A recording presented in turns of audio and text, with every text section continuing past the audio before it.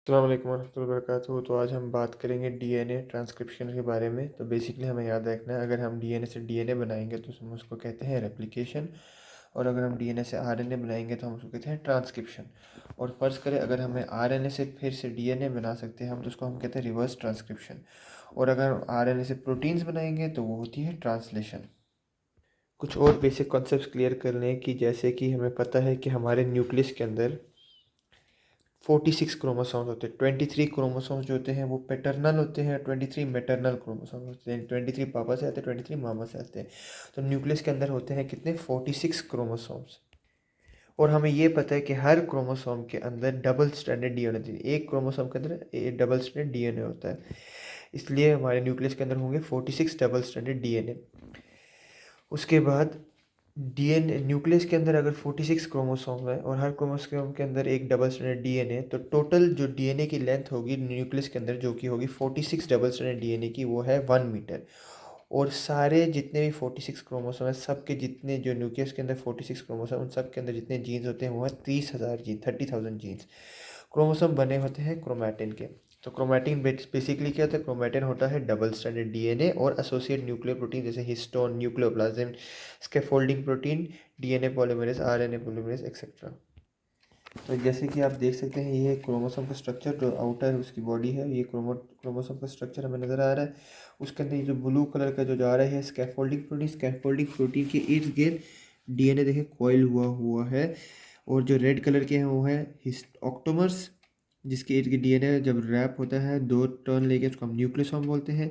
और जो पर्पल में हमारे पास है H1 हिस्टोन, जो कि लिंकस डीएनए में आता है। उसके बाद ये अगला डायग्राम है कि अगर फर्स्ट करें हम इस डबल स्ट्रैंडेड डीएनए को अगर खोलेंगे तो यहाँ पे हमें मिलेंगे कॉम्प्लीमेंट्री नाइट्रोजनस बेसिस, जिनके बीच में बॉन्ड बने हुए हैं। ओके, तो अब हम समझेंगे बेसिकली कि जीन का कॉन्सेप्ट क्या है। तो जैसे कि आप यहाँ पे देख सकते हैं, ये जीन 1 है, जीन 2, जीन 3, जीन 4, जीन 5, और इसके अंदर से देखिए आरएनए स्ट्रैंड्स निकल रहे हैं। जिस साइड के न्यूक्लियस सीक्वेंस को पढ़ के आरएनए बनता है उसको हम कहते हैं सेंस स्ट्रैंड, और जो उसकी ऑपोजिट स्ट्रैंड होती है जहाँ से जीन की यानी ऊपर वाली साइड पे न्यूक्लियस कॉम्प्लीमेंट्री होती है, जिससे हमें जी एमआरएनए बनता है, उसको कहते हैं एंटी सेंस स्ट्रैंड। तो gene is a specific sequence of nucleotides which is concerned with the synthesis of specific functional RNA molecules. As you can see here, gene is a specific type of nucleotide sequence which is considered with the synthesis of specific functional RNA molecule. ये जो jeans के बीच में वो area nucleotide sequence जो कि नई translate होता है, जैसे कि ये, उसको हम कहते हैं स्पेसस डीएनए, उसको हम कहते हैं स्पेसस डीएनए। अच्छा, जैसे कि मुझे याद है कि एक क्रोमोसोम के अंदर हमारे पास एक डबल स्ट्रैंडेड डीएनए होता है, लेकिन उस एक डबल स्ट्रैंडेड डीएनए के अंदर बहुत सारे जीन्स हो सकते हैं और उसमें स्पेसस डीएनए भी होता है। अच्छा, तो एक क्वेश्चन ये है कि how many nucleotides are there in double stranded DNA. तो हमें ये याद रखना है कि क्रोमोसोम्स जो होते हैं वो नंबर्ड होते हैं उनकी लेंथ के मुताबिक। तो सबसे लंबा क्रोमोसोम नंबर 1 होता है, और सबसे छोटा अगर क्रोमोसोम है, क्रोमोसोम नंबर 46 होगा फ़र्ज़ करें, ठीक है। इस वजह से क्योंकि क्रोमोसोम नंबर 1 सबसे लंबा होता है, तो सबसे ज़्यादा डीएनए भी क्रोमोसोम नंबर 1 के अंदर है, तो सबसे ज़्यादा न्यूक्लियोटाइड भी क्रोमोसोम नंबर 1 में होंगे। अच्छा जी, तो अब हम आ जाते हैं नेक्स्ट पार्ट की तरफ, जो कि हमारा है डीएनए और आरएनए में कंपैरिजन। सबसे पहला कंपैरिजन का पॉइंट का डीएनए और आरएनए में हमारा फ़र्क है कि डीएनए बड़ा होता है और आरएनए बहुत छोटा होता है। जैसे कि आप देख सकते हैं, अब ये पूरा डीएनए मॉलिक्यूल्स के फोल्डिंग प्रोटीन के इर्द गिर्द लपेटा हुआ है, लेकिन जब उसको रैप करते हैं हम इस तरह अनरैप करके, उसका बहुत थोड़ा सा हिस्सा ट्रांसलेट होता है। तो इसका मतलब एमआरएनए आरएनए है, इससे कंपेयर करें तो वो बहुत ज़्यादा छोटा है। DNA is a big molecule, RNA is a small molecule. DNA में हम डीऑक्सीराइबोस यूज़ करते हैं, आरएनए में राइबोस शुगर यूज़ करते हैं। डीएनए में एडेनाइन और थाइमिन के बीच में डबल हाइड्रोजन बॉन्ड होता है, इधर एडेनाइन और यूरेसिल के बीच में बॉन्ड होता है। DNA usually double stranded molecule होता है, RNA usually single stranded molecule होता है, लेकिन वो कभी कभार फोल्ड हो जाता है ताकि उसके अंदर डबल स्ट्रैंडेड रीजन हो, लेकिन वो डबल स्ट्रैंडेड नहीं होता, सिंगल स्ट्रैंड होता है। डीएनए जो है वो न्यूक्लियस में प्रेजेंट होता है और माइटोकॉन्ड्रिया भी प्रेजेंट होता है, क्या कहते हैं, यूकैरियोटिक सेल्स में। आरएनए जो होता है ज़्यादातर साइटोप्लाज्म में प्रेजेंट होता है, यूकैरियोटिक सेल्स में। फिर जब हम डीएनए बनाते हैं, डीएनए बनाने के लिए हम दोनों जो स्ट्रैंड्स होते हैं उसके टेम्पलेट यूज़ करते हैं, लेकिन जब हम आरएनए बनाते हैं तो हम सिर्फ एक डीएनए के स्ट्रैंड को टेम्पलेट यूज़ करते हैं। तो उस जो स्ट्रैंड जिसको हम एज अ टेम्पलेट यूज़ करते हैं, उस स्ट्रैंड को हम कहते हैं, उस डीएनए के स्ट्रैंड को हम कहते हैं सेंस स्ट्रैंड, ठीक है। और जिस स्ट्रैंड को हम नहीं यूज़ करते आरएनए बनाने के लिए डीएनए से, उसको हम कहते हैं एंटीसेंस स्ट्रैंड। उसके बाद क्या कहते हैं, डीएनए बनता है डीएनए डिपेंडेंट डीएनए पॉलीमरेज से, आरएनए बनता है डीएनए डिपेंडेंट आरएनए पॉलीमरेज से। डीएनए डिपेंडेंट डीएनए पॉलीमरेज की एबिलिटी ये होती है कि वो डीएनए बनाता भी है, डीएनए रीड भी करता है, डीएनए बनाता है भी, डीएनए की प्रूफ रीडिंग भी करता है और मिस्टेक्स चेक करता है, और अगर कोई मिस्टेक हुई उसको सही भी कर सकता है। DNA dependent RNA polymerase DNA को पढ़ते हैं, आरएनए बनाते हैं, लेकिन उसकी प्रूफ रीडिंग नहीं, उसको चेक नहीं करते और उसको सही कर भी नहीं सकते, तो मिस्टेक होने के चांसेस बहुत ज़्यादा हाई होते हैं आरएनए बनाते हुए। फिर हमारा इसमें अगला सवाल है, which strand out of the two strand is template strand और सेंस स्ट्रैंड फॉर आरएनए। कैसे हमें पता चलेगा कौन सी वाली स्ट्रैंड जो है इन दोनों में से जीन के लिए या फिर आरएनए के लिए सेंस होगी या एंटी सेंस होगी। तो इसका बड़ा इजी सा आंसर है कि कुछ जीन्स के लिए नीचे वाली स्ट्रैंड जो होगी डीएनए की वो सेंस स्ट्रैंड होगी, ऊपर वाली एंटी सेंस स्ट्रैंड होगी। और कुछ जीन्स के लिए ऊपर वाली स्ट्रैंड जो होगी वो सेंस स्ट्रैंड होगी और नीचे वाली स्ट्रैंड जो होगी वो एंटी सेंस होगी, यानी उनके जो ऊपर वाला न्यूक्लियोटाइड सीक्वेंस है उनसे एमआरएनए बनेगा और जीन वन के जो नीचे वाला न्यूक्लियोटाइड सीक्वेंस है उससे एमआरएनए बनेगा। उसके बाद एक और क्वेश्चन है कि how much of DNA is transcribed, only 1.1% of DNA is transcribed from the genome, therefore 98 to 99% of the DNA is spacious DNA. तो 98 से 99% जो डीएनए है वो स्पेसस डीएनए जो कि ट्रांसलेट होता ही नहीं है, ट्रांसक्राइब नहीं होता, और बाकी सारा जो होता है 1% बस वही ट्रांसक्राइब होता है। ओके, अब हम देखेंगे डिफरेंट टाइप्स ऑफ आरएनए। तो 4 तरह के आरएनए होते हैं, ribosomal RNA, messenger RNA, transfer RNA, snRNA. Ribosomal RNA को हम कहते हैं आरआरएनए। राइबोसोमल आरएनए राइबोसोम्स के अंदर प्रेजेंट होता है, ये सबसे ज़्यादा पाए जाने वाला आरएनए हमारी बॉडी में। ये होता है तकरीबन 80% ऑफ ऑल द आरएनए हमारी बॉडी में। और राइबोसोमल आरआरएनए के दो मतलब होते हैं, राइबोसोमल आरएनए और रैम्पेंट आरएनए, सबसे ज़्यादा मौजूद होने वाला। दूसरा टाइप का जो आरएनए है वो है मैसेंजर आरएनए। मैसेंजर आरएनए सबसे बड़े टाइप का मैसिव आरएनए होता है। मैसेंजर आरएनए होता है, ये सिर्फ हमारी बॉडी में 5% प्रेजेंट होता है सारे आरएनए में से। और ये वो आरएनए जो कि रिस्पॉन्सिबल जो ट्रांसलेट होता है पेप्टाइड चेन में, जिससे हमें मिलता है प्रोटीन इवेंचुअली। उसके बाद हमारे पास तीसरा टाइप का आरएनए जो कि है ट्रांसफ़र आरएनए, टीआरएनए। टीआरएनए की खासियत ये है कि ये इसकी बहुत ज़्यादा फोल्डिंग हुई होती है, ठीक है, इसकी एक पेक्यूलर सी शेप होती है। और टीआरएनए का क्या कहता है, ये अपने 3 एंड पे जो है फुट एंड पे एक अमीनो एसिड को कैरी करता है। और टीआरएनए के इस हिस्से में जो हम कहते हैं कोडॉन लूप, इधर उसके पास सीक्वेंस होता है जिसके ज़रिए वो रिकग्नाइज करता है सीक्वेंस एमआरएनए के ऊपर यहाँ पे, ठीक है। ये वाले हिस्से से एमआरएनए के ऊपर जो न्यूक्लियोटाइड सीक्वेंस उसको पढ़ के उसके बाद जो उसके ऊपर अमीनो एसिड होता है उसको डिलीवर करता है। फिर आखिर में हमारे पास है सबसे छोटा एसएनआरएनए, जैसे स्मॉल न्यूक्लियर आरएनए, जिसका फुल फॉर्म है। ये सिर्फ यूकैरियोटिक सेल्स में प्रेजेंट होता है और ये न्यूक्लियस के अंदर प्रेजेंट होता है। ये प्रोकैरियोट्स में इसलिए प्रेजेंट नहीं होता स्मॉल न्यूक्लियर आरएनए, क्योंकि प्रोकैरियोट्स के अंदर न्यूक्लियस ही नहीं होता। इसके अलावा मैं बताना भूल गया कि टीआरएनए का मतलब होता है ट्रांसफ़र आरएनए और टाइनी आरएनए। ये हमारी अंदर 15% ऑफ हमारे सारे आरएनए में प्रेजेंट है। 80% आरआरएनए सबसे ज़्यादा, एमआरएनए सबसे बड़ा, लेकिन 5% अवेलेबल है। और ट्रांसफ़र आरएनए 15% है हमारे टोटल आरएनए का। एक बेसिक कॉन्सेप्ट हमें क्लियर करना है कि सारे जीन्स मैसेंजर आरएनए नहीं बनाते, डिफरेंट जीन डिफरेंट टाइप के आरएनए बनाते हैं, ठीक है। सबसे ज़्यादा बनाए जाने वाला जो आरएनए है वो राइबोसोमल आरएनए है। और उसके बाद आता है ट्रांसफर आरएनए, उसके बाद ही आता है मैसेंजर आरएनए। और उसके अलावा ये जितने भी टाइप्स ऑफ आरएनए, ये सब लाजिम नहीं कि ख़ुद रिस्पॉन्सिबल हो पेप्टाइड्स या प्रोटीन बनाने के। For example ribosomal RNA ribosomes के अंदर जाता है तो वो हेल्प करता है प्रोटीन बनाने में, इन द सेंस लाइक वो मैसेंजर आरएनए को ट्रांसलेट करने में हेल्प करता है। लेकिन खुद राइबोसोमल आरएनए ट्रांसलेट होकर प्रोटीन नहीं बनता। मैसेंजर आरएनए तो खुद ट्रांसलेट होकर प्रोटीन बनता है, तो इसलिए वो उसको तो डायरेक्ट इफेक्ट होता है प्रोटीन सिंथेसिस पे। ट्रांसफ़र आरएनए भी हेल्प करता है प्रोटीन सिंथेसिस में, खुद कन्वर्ट नहीं होता, क्योंकि ट्रांसफ़र आरएनए क्या करता है, अमीनो एसिड को कैरी करता है, मैसेंजर आरएनए के न्यूक्लियोटाइड सीक्वेंस को पढ़ के उसके ऊपर उस अमीनो एसिड को डिलीवर करता है, तो इसलिए वो हेल्प करता है। और स्मॉल न्यूक्लियर आरएनए भी हेल्प करता है प्रोटीन सिंथेसिस में, स्पेशली एमआरएनए की मॉडिफिकेशन में, जो कि हम आगे जाके देखेंगे स्प्लाइसियोसोम्स में। उसके बाद हमें याद रखना है कि हर सेल के अंदर हर जीन प्रेजेंट होता है, लेकिन सारे सेल्स सारे जीन्स एक्सप्रेस नहीं करते। फॉर एग्जांपल यहाँ पे हमारे पास एक हेपेटोसाइट है और एक बीटा सेल ऑफ पैंक्रियाज है। अब देखें इनका 1 2 3 4 5 6 जीन, इसके अंदर भी 6 जीन है।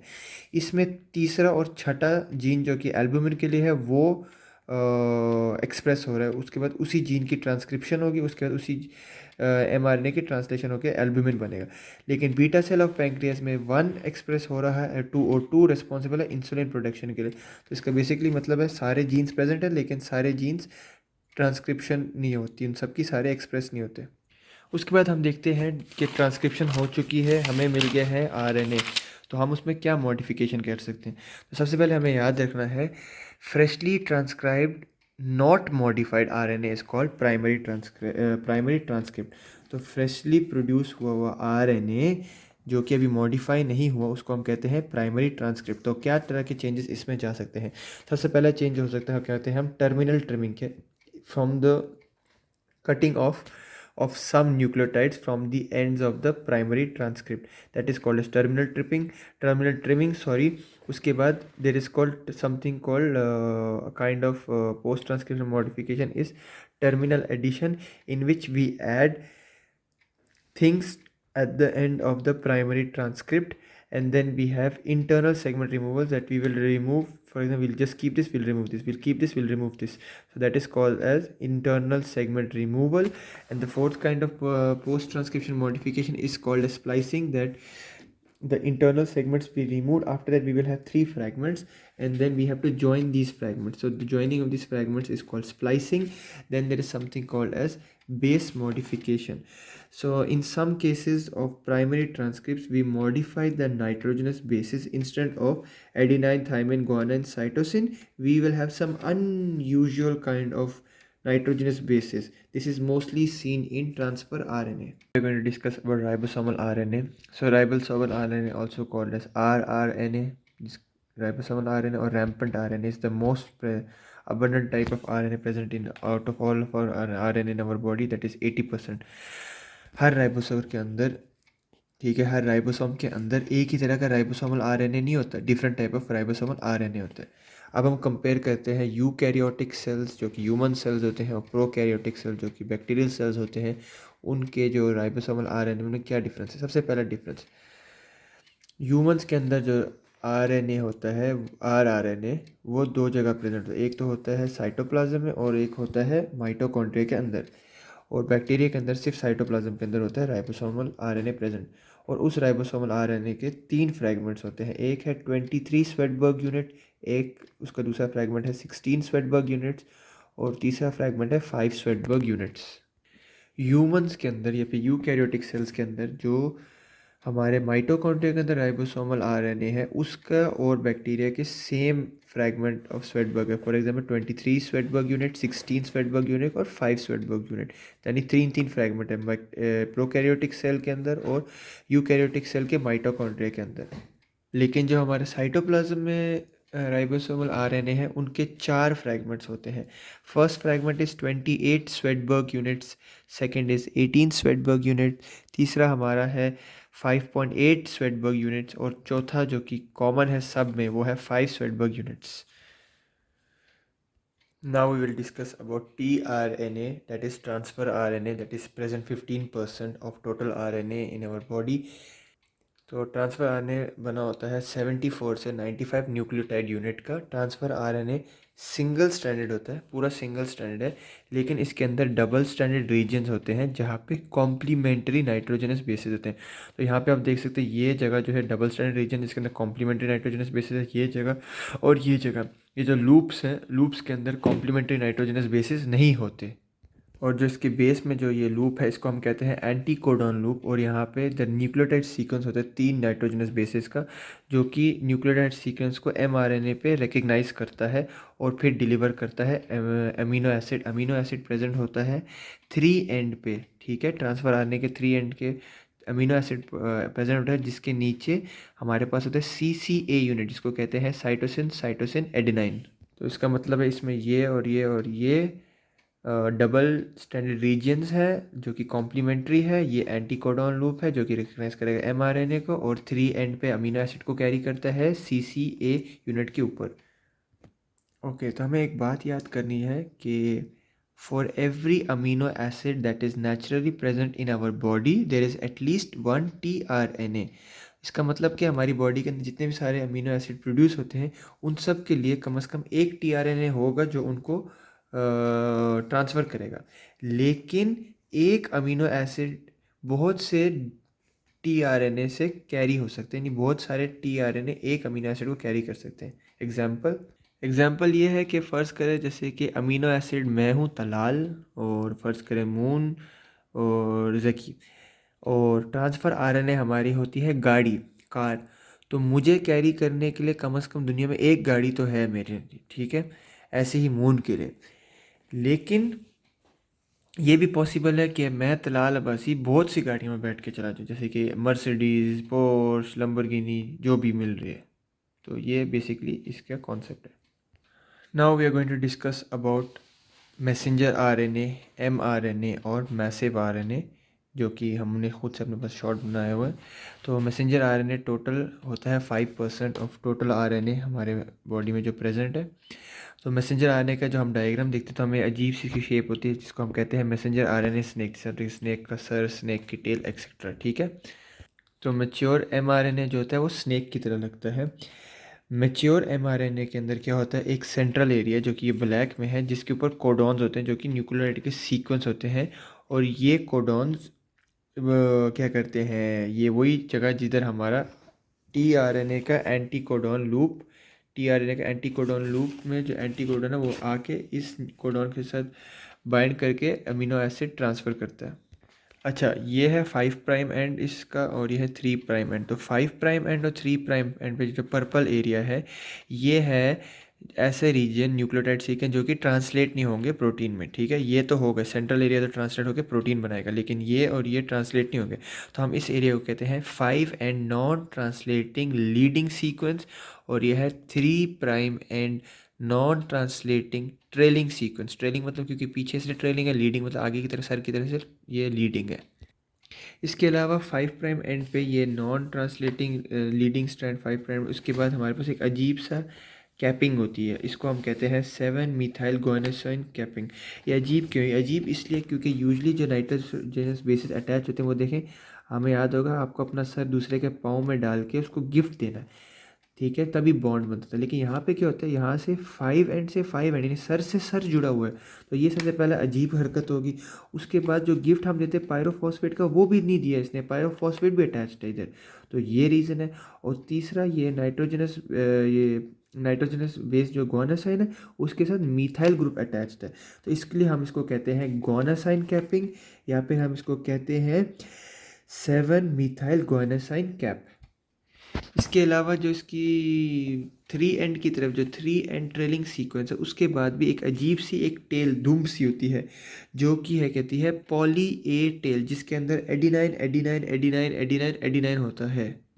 और बेसिकली ये जो गुआनासाइन कैप है और पॉली ए टेल है, ये टाइप ऑफ टर्मिनल मॉडिफिकेशन है जो कि है पोस्ट ट्रांसक्रिप्शन मॉडिफिकेशन। अस्सलाम वालेकुम रहमतुल्लाहि वबरकातुहू। तो आज हम बात करेंगे DNA transcription in prokaryotic genes या इन प्रोकैरियोटिक सेल्स, ठीक है। बैक्टीरिया में दो तरह के आरएनए पॉलीमरेज होते हैं, एक होता है प्राइमेज जो कि हेल्प करता है प्राइमर बनाने में, और एक है डीएनए डिपेंडेंट आरएनए पॉलीमरेज जिसको हम कंसिडर करेंगे इस वीडियो में सिर्फ एज आरएनए पॉलीमरेज।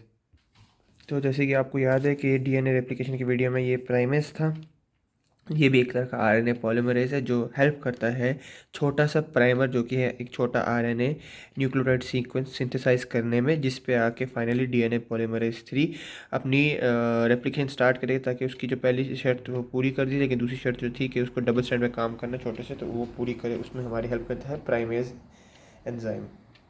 अब हम बात करते हैं आरएनए पॉलीमरेज जो कि है डीएनए डिपेंडेंट आरएनए पॉलीमरेज। तो आरएनए पॉलीमरेज के अंदर 2 अल्फ़ा यूनिट होते हैं और 2 बीटा यूनिट होते हैं। ये बीटा प्राइम है, ये बीटा है, और ये 2 अल्फ़ा यूनिट है।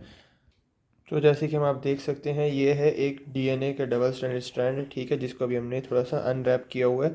तो जो ये आरएनए पॉलीमरेज एंजाइम था हमारा, ये एंटर हो सकता है प्रोमोटर रीजन से और एग्जिट करेगा टर्मिनेशन रीजन से, ठीक है। तो प्रोमोटर रीजन पे हमारे पास होता है प्रोमोटर बॉक्स, हमारे पास क्या होता है, प्रोमोटर बॉक्स। तो हर जीन के अंदर एक तरफ प्रोमोटर बॉक्स होगा और एक तरफ टर्मिनेशन बॉक्स होगा या एग्जिट पॉइंट होगा, जहाँ से प्रोमोटर बॉक्स से आरएनए पॉलीमरेज एंटर करते हैं और एग्जिट पॉइंट से आरएनए पॉलीमरेज एग्जिट करता है। तो प्रोमोटर बॉक्स जो होता है वो होता है 5 प्राइम एंड पे एंटी सेंस स्ट्रैंड के। सेंस स्ट्रैंड वो स्ट्रैंड है जिसके हम लोग ट्रांसक्रिप्शन कर रहे हैं, तो उसकी ऑपोजिट स्ट्रैंड होती है antisense strand. With regards to antisense strand promoter box 5 end पे होगा और with regard to antisense strand exit point भी 3 प्राइम एंड पे होगा। अच्छा, आरएनए पॉलीमरेज हमारा जो एंजाइम है, ये डायरेक्टली प्रोमोटर बॉक्स, ये डायरेक्टली क्या कहते हैं, इस प्रोमोटर बॉक्स के अंदर एंटर नहीं हो सकता। इसको एक लैडर चाहिए और वो लैडर होती है सिग्मा फैक्टर। तो आरएनए पॉलीमरेज के 4 जो units, alpha, alpha, beta prime, beta, इनको हम कहते हैं कोर एंजाइम। और जब उसके ऊपर अगर हम सिग्मा फैक्टर भी लगा दें तो एज अ होल इसको हम कहते हैं होलो एंजाइम। अच्छा, आरएनए पॉलीमरेज में जो बीटा यूनिट है, ये हेल्प करता है आरएनए पॉलीमरेज को स्टेबलाइज करने पे जब वो आगे की तरफ बढ़ रहा होता है स्ट्रैंड पे, टेम्पलेट स्ट्रैंड पे, ठीक है। और ये जो बीटा प्राइम यूनिट है आरएनए पॉलीमरेज का, ये हेल्प करता है आरएनए के बीच में फॉस्फोडाइएस्टर बॉन्ड फॉर्म करना। जो आरएनए की राइबोज न्यूक्लिक एसिड है, उनके बीच में फॉस्फोडाइएस्टर बॉन्ड फॉर्म करके आरएनए के एक स्ट्रैंड बनाने में ये बीटा प्राइम हेल्प करता है। तो फिर से आ जाते हैं, जो स्ट्रैंड हम ट्रांसक्राइब करेंगे उसको हम कहते हैं सेंस स्ट्रैंड या फिर टेम्पलेट स्ट्रैंड या फिर पॉजिटिव स्ट्रैंड। और जो स्ट्रैंड नहीं ट्रांसक्रिप्ट हो रही उसको हम कहते हैं एंटी सेंस स्ट्रैंड या फिर एंटी टेम्पलेट स्ट्रैंड या फिर नेगेटिव स्ट्रैंड। जो सबसे पहला न्यूक्लियोटाइड होगा ट्रांसक्रिप्ट, उस जगह को हम कहते हैं +1 पॉइंट, ठीक है, वो होता है +1 जगह। इस +1 पॉइंट के राइट साइड पे जो भी होगा वो प्लस नंबर्स होगा और लेफ्ट साइड पे जो भी पॉइंट आएगा वो नेगेटिव नंबर होगा। +1, +2, +3, +4, ऐसे सो ऑन सो ऑन। यहाँ पे -1, -2, -3। तो जो हमारा प्रोमोटर बॉक्स है वो होगा -9 पॉइंट्स या -10 points away from the +1 point, ठीक है, वहाँ से प्रोमोटर बॉक्स स्टार्ट होता है। और प्रोमोटर बॉक्स के अंदर ही 2 गेट्स होते हैं, एक होता है प्रिब्नो गेट जो कि होता है -9 या -10 पोजीशन पे, और एक होता है -35 गेट जिसको हम कहते हैं -35 हेक्सामेरिक यूनिट, जो कि -35 पे होता है एज़ कम्पेयर टू +1। तो फिर प्रोमोटर बॉक्स के अंदर हमारे पास 2 गेट्स होते हैं, एक होता है प्रिब्नो बॉक्स जिसका what we call nucleotide sequence है टाट TAT, और दूसरा होता है -35 हेक्सामेरिक सीक्वेंस जिसका गेट होता है, जिसके अंदर न्यूक्लियोटाइड सीक्वेंस होता है TT गाका। और प्रिब्नो बॉक्स आता है अप्रॉक्सीमेटली -9 -10 पे, और -35 हेक्सामेरिक सीक्वेंस आता है -35, और जो प्रोमोटर बॉक्स इटसेल्फ है वो आएगा +1 से -9 या -10 पे। तो जो आरएनए पॉलीमरेज है वो हेक्सामेर -35 हेक्सामेरिक सीक्वेंस से भी एंटर हो सकता है और प्रिब्नो बॉक्स से भी एंटर हो सकता है, और इसको एंट्री में चढ़ने के लिए मदद क्या करता है, सिग्मा फैक्टर। उसके बाद आरएनए पॉलीमरेज का ये, इसको हम कहते हैं होलो एंजाइम, और ये सिर्फ होगा कोर एंजाइम। तो होलो एंजाइम में जो सिग्मा फैक्टर है वो हेल्प करेगा आरएनए पॉलीमरेज को एंटर करने में प्रोमोटर बॉक्स में, और उसके बाद थोड़ा सा डीएनए को खोलने में, ठीक है। तो सिग्मा फैक्टर दो काम है, एंट्री करवाने में आरएनए पॉलीमरेज के प्रोमोटर रीजन में, और डीएनए हेलिक्स को थोड़ा सा खोलने में। उसके बाद सिग्मा फैक्टर अलग हो जाता है आरएनए पॉलीमरेज से, सो सिर्फ हमारे पास कोर एंजाइम रह जाएगा। और फिर वो आरएनए पॉलीमरेज सबसे पहले 3 to 5 प्राइम एंड में टेम्पलेट स्ट्रैंड को रीड करता है। सबसे पहले आरएनए पॉलीमरेज डीएनए को और खोलेगा, उसके बाद टेम्पलेट स्ट्रैंड को रीड करेगा 3 to 5 डायरेक्शन में। उसके बाद आरएनए पॉलीमरेज क्या कहते हैं, आरएनए फॉर्म करेगा 5 to 3 प्राइम एंड में। और ये जो आरएनए बनाया है, इसके जो नाइट्रोजनस बेस होंगे कॉम्प्लीमेंट्री होंगे टेम्पलेट स्ट्रैंड में, और इसकी बैकबोन होगी एंटी पैरेलल। अच्छा, ज़्यादातर टाइम पे जो प्रोमोटर बॉक्स होता है वो होता है 5 प्राइम एंड पे एंटी सेंस स्ट्रैंड के, ठीक है। लेकिन कभी कभार ऐसा होता है कि प्रोमोटर बॉक्स 3 प्राइम पे एंड पे भी होता है एंटी सेंस स्ट्रैंड के। और बहुत बहुत रेयरली क्या होता है, जो प्रोमोटर बॉक्स है वो एंटी सेंस स्ट्रैंड के with in the transcription area इधर ही होता है, जिधर से ट्रांसक्रिप्शन उधर ही होता है, ठीक है। तो ये बहुत रेयर होता है।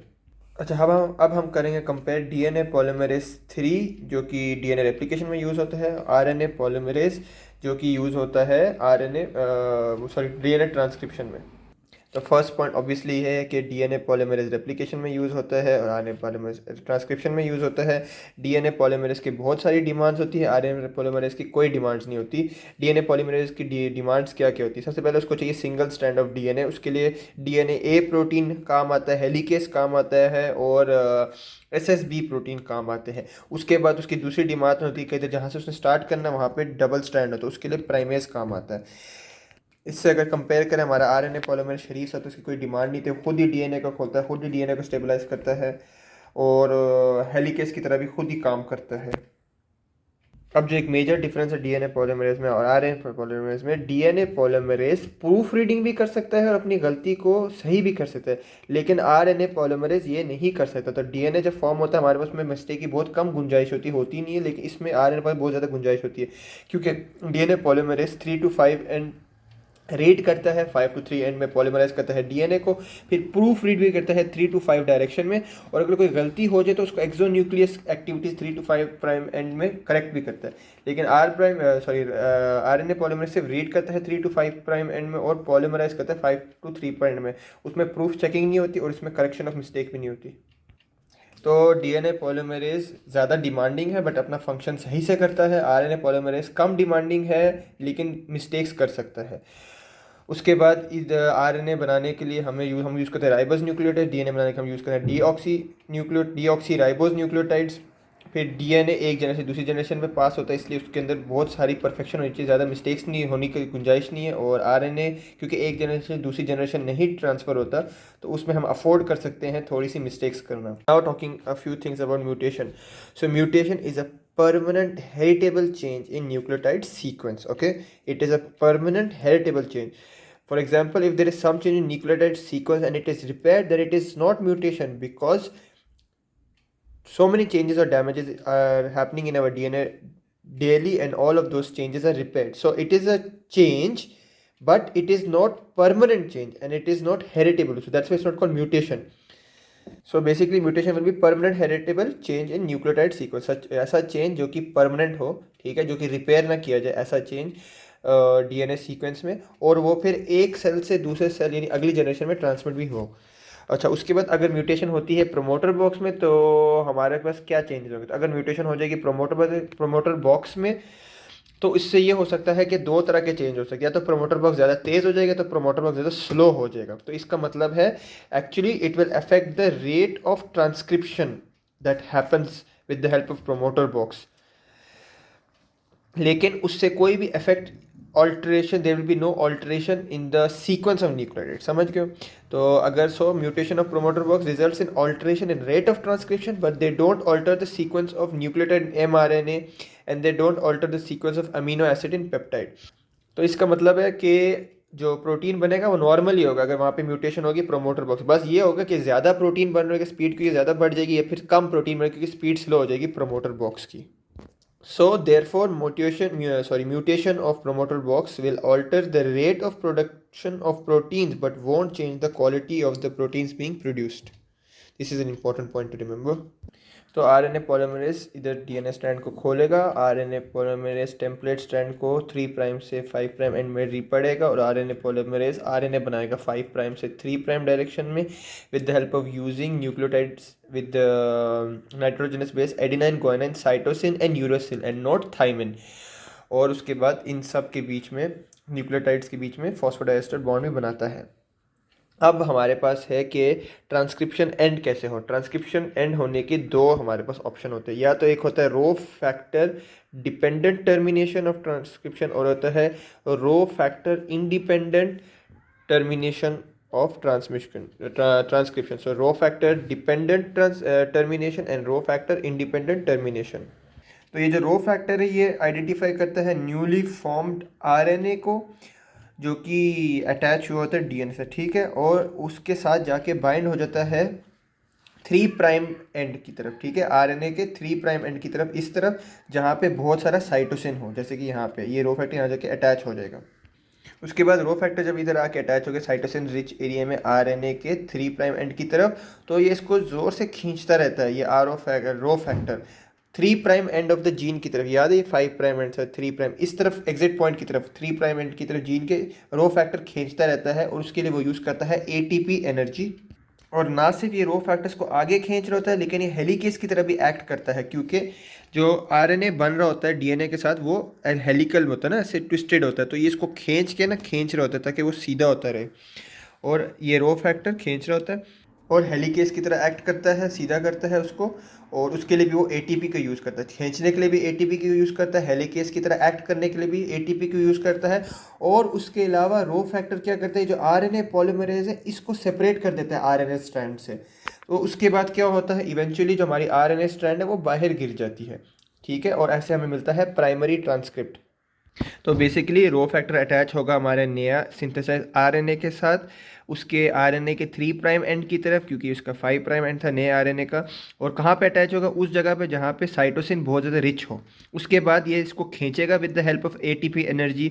उसके बाद हेलिकेस की तरह एक्ट करेगा और डीएनए और आरएनए के बीच में जो हेलिकल स्ट्रक्चर उसको तबाह कर देगा, और वो भी एटीपी एनर्जी की तरफ, एटीपी एनर्जी की मदद से। और उसके बाद आरएनए पॉलीमरेज को इस आरएनए स्ट्रैंड से अलग कर देगा और ट्रांसक्रिप्शन का प्रोसेस ख़त्म कर देगा। उसके बाद जो हमारा आरएनए स्ट्रैंड एग्जिट पॉइंट से बाहर आ जाता है। अच्छा, अब हम डिस्कस करेंगे रो फैक्टर इंडिपेंडेंट टर्मिनेशन, ठीक है। तो रो फैक्टर इंडिपेंडेंट टर्मिनेशन में हमारा सबसे इम्पोर्टेंट बात यह है कि जो एग्जिट पॉइंट होता है ये 3 prime end of antisense strand होता है, क्योंकि एंटीसेंस स्ट्रैंड है, और 5 prime end of sense strand. इधर जिधर एग्जिट पॉइंट आएगा जीन का, उधर हमारे पास एक स्पेशल टाइप का सीक्वेंस प्रेजेंट होना चाहिए। अगर रो फैक्टर से नहीं टर्मिनेशन दूसरी तरह से, तो यहाँ पे एक स्पेशल टाइप का सीक्वेंस प्रेजेंट, जैसे आपको नजर ट्रिपल जी सी, फिर ट्रिपल सी जी, ट्रिपल सी जी जी, ट्रिपल जी सी, ऐसे। So this is a specialized nucleotide sequence. So can you see these are two strands of DNA? We have triple G, triple C, triple G, triple C, triple C, triple G, triple C, triple G. Like they're complementary to each other, and they're even complementary if we go in opposite directions. And this sequence is called as palindrome. So palindrome sequence is a unique nucleotide sequence within a small stretch of DNA in which if both the strands are read into the same direction, either 5 prime to 3 prime. So if you see 5 prime to 3 prime here and 5 prime to 3 prime, triple G, triple G, triple C, triple C, triple G, triple G, triple C, triple C. So they come equal. Or if you read them in 3 prime to 5 prime direction. So if I read this one from 3 to 5 and this one to 3 to 5. So this one 3 to 5, triple C, triple G. So here also this to 3 to 5 is triple C, triple G. So they are going to be similar, and that is called as palindrome. So once again, palindrome sequence is a unique nucleotide sequence within a small stretch of DNA, and if that DNA, if both the strands are read in the same direction, either 5 prime to 3 prime or 3 prime to 5 prime, there are similar nucleotide sequence in both the strands. So here this is the DNA strand and this is its 3 prime and this is the RNA strand. So the DNA strand had on the template strand we had a palindromic sequence right in the end. So that palindromic sequence will form its respective RNA strand. And the place where transcription is going to terminate in DNA, there is a lot of adenine. So that lot of adenine is going to form a lot of complementary uracil, and that will form like kind of a uracil string. So now the point to be noted here is that the RNA which is formed or which is transcribed from the template strand of DNA, it has complementary regions within the single strand itself. For example, these 3 G's can bind with these 3 C's. These 3 C's can bind with these 3 G's. So due to this region, due to this palindromic sequence of RNA, in a single stranded RNA, we will have a region of double strand, and that is going to look like a hairpin turn. That is called as hairpin turn. For example, as you can, this G is going to bond with C, G with C, G with C, C, G, C, all that. And this is just a double-stranded region of a single-stranded RNA, and then we have the uracil string, and then in the front the RNA polymerase is attached. So now how is this all going to affect the process of transcription? तो we know that this hairpin turn, ये जो hairpin turn है ये क्या कहते हैं, RNA polymerase की activity को स्लो कर देगा, और उसके बाद क्या कहते हैं हमारे पास यूरासिल और एडेनाइन के बीच में जो बॉन्ड है वो वीक बॉन्ड था, और क्योंकि ऑलरेडी बहुत ज़्यादा प्रेशर पड़ रहा था आरएनए पॉलीमरेज पे, तो क्या कहते हैं हमारी जो ट्रांसक्रिप्शन है वो रुक जाएगी इस हेयर पिन टर्न और वीक बॉन्ड की वजह से, और जो आरएनए प्राइमरी ट्रांसक्रिप्ट है वो बाहर आ जाएगा। तो जैसे कि हम यहाँ देख सकते हैं, यहाँ पे पैलिंड्रोमिक सीक्वेंस था, क्योंकि हम रो इंडिपेंडेंट फैक्टर की बात कर रहे हैं, तो उसके बाद वो पैलिंड्रोमिक में एक आरएनए फॉर्म करता है, उस आरएनए के अंदर ही कॉम्प्लीमेंट्री डबल स्ट्रैंडेड रीजन हो जाता है, जिसके से वो एक हेयर पिन टर्न करता है। उसके पास यूरासिल स्ट्रिंग होते हैं, देखें जैसे यहाँ पे है, जो कि वीक बॉन्ड होता है एडेनाइन के साथ। तो और आरएनए पॉलीमरेज की एक्टिविटी बहुत ज़्यादा स्लो कर देते हैं, तो इसकी वजह से क्या होता है कि डीएनए ट्रांसक्रिप्शन टर्मिनेट हो जाती है, और ये जो है यहाँ से बाहर आ जाता है एज प्राइमरी ट्रांसक्रिप्ट। तो बेसिकली अगर देखा जाए डीएनए ट्रांसक्रिप्शन हमारे पास 3 प्रोसेस होते हैं। सबसे पहले होता है इनिशिएशन प्रोसेस, ठीक है, यहाँ पे प्रोमोटर बॉक्स में जाके, और उसके बाद होता है इलोंगेशन प्रोसेस जिसमें आरएनए बनता है, और उसके बाद होता है टर्मिनेशन प्रोसेस जिधर से आरएनए बाहर निकल के आता है। सो इनिशिएशन ऑफ ट्रांसक्रिप्शन में हमारे पास यूज़ होता है होलो एंजाइम, और वो एंटर करेगा हमारे प्रोमोटर बॉक्स में। प्रोमोटर बॉक्स में या तो प्रिब्नो की तरफ से एंटर करेगा, या तो वो करेगा एंटर -35 हेक्सामेरिक न्यूक्लियस सीक्वेंस से। उसके बाद होता है हमारा इलोंगेशन प्रोसेस, जो कि आरएनए पॉलीमरेज करता है, अकेला सारा कुछ बनाता है आरएनए, उसको लंबा करता है। उसके बाद होता है हमारा टर्मिनेशन प्रोसेस, जिसमें हमारे 2 तरह के ऑप्शन है, या तो रो फैक्टर डिपेंडेंट टर्मिनेशन, या तो rho factor independent. Rho factor dependent में रो फैक्टर अटैच हो जाएगा आरएनए के 3 प्राइम एंड पे, जहाँ पे साइटोसिन की अबंडेंस होगी, और इसको खींचेगा एटीपी की मदद से, और इसका हेलिक्स तोड़ेगा, हेलिकल स्ट्रक्चर तोड़ेगा एटीपी की मदद से, और आरएनए पॉलीमरेज को अलग करके प्राइमरी ट्रांसक्रिप्ट को बाहर निकाल देता है। अगर हम उसकी इंडिपेंडेंट करें, रो फैक्टर की इंडिपेंडेंट टर्मिनेशन, तो क्या होगा, हमारे पास होगा पैलिंड्रोमिक सीक्वेंस, और वो पैलिंड्रोमिक सीक्वेंस जब ट्रांसक्राइब होगा तो उसकी वजह से हमें मिलेगा एक double stranded region single stranded RNA में, जो कि हेयर पिन टर्न बनाएगा, और एंड में यूरासिल स्ट्रिंग होगा तो वीक बॉन्ड होगा, और आरएनए पॉलीमरेज की एक्टिविटी बहुत स्लो हो जाएगी, तो इवेंचुअली प्राइमरी ट्रांसक्रिप्ट बाहर आ जाएगा। फिर अब इसके अंदर हमारे पास 3 रीजन्स है, ठीक है।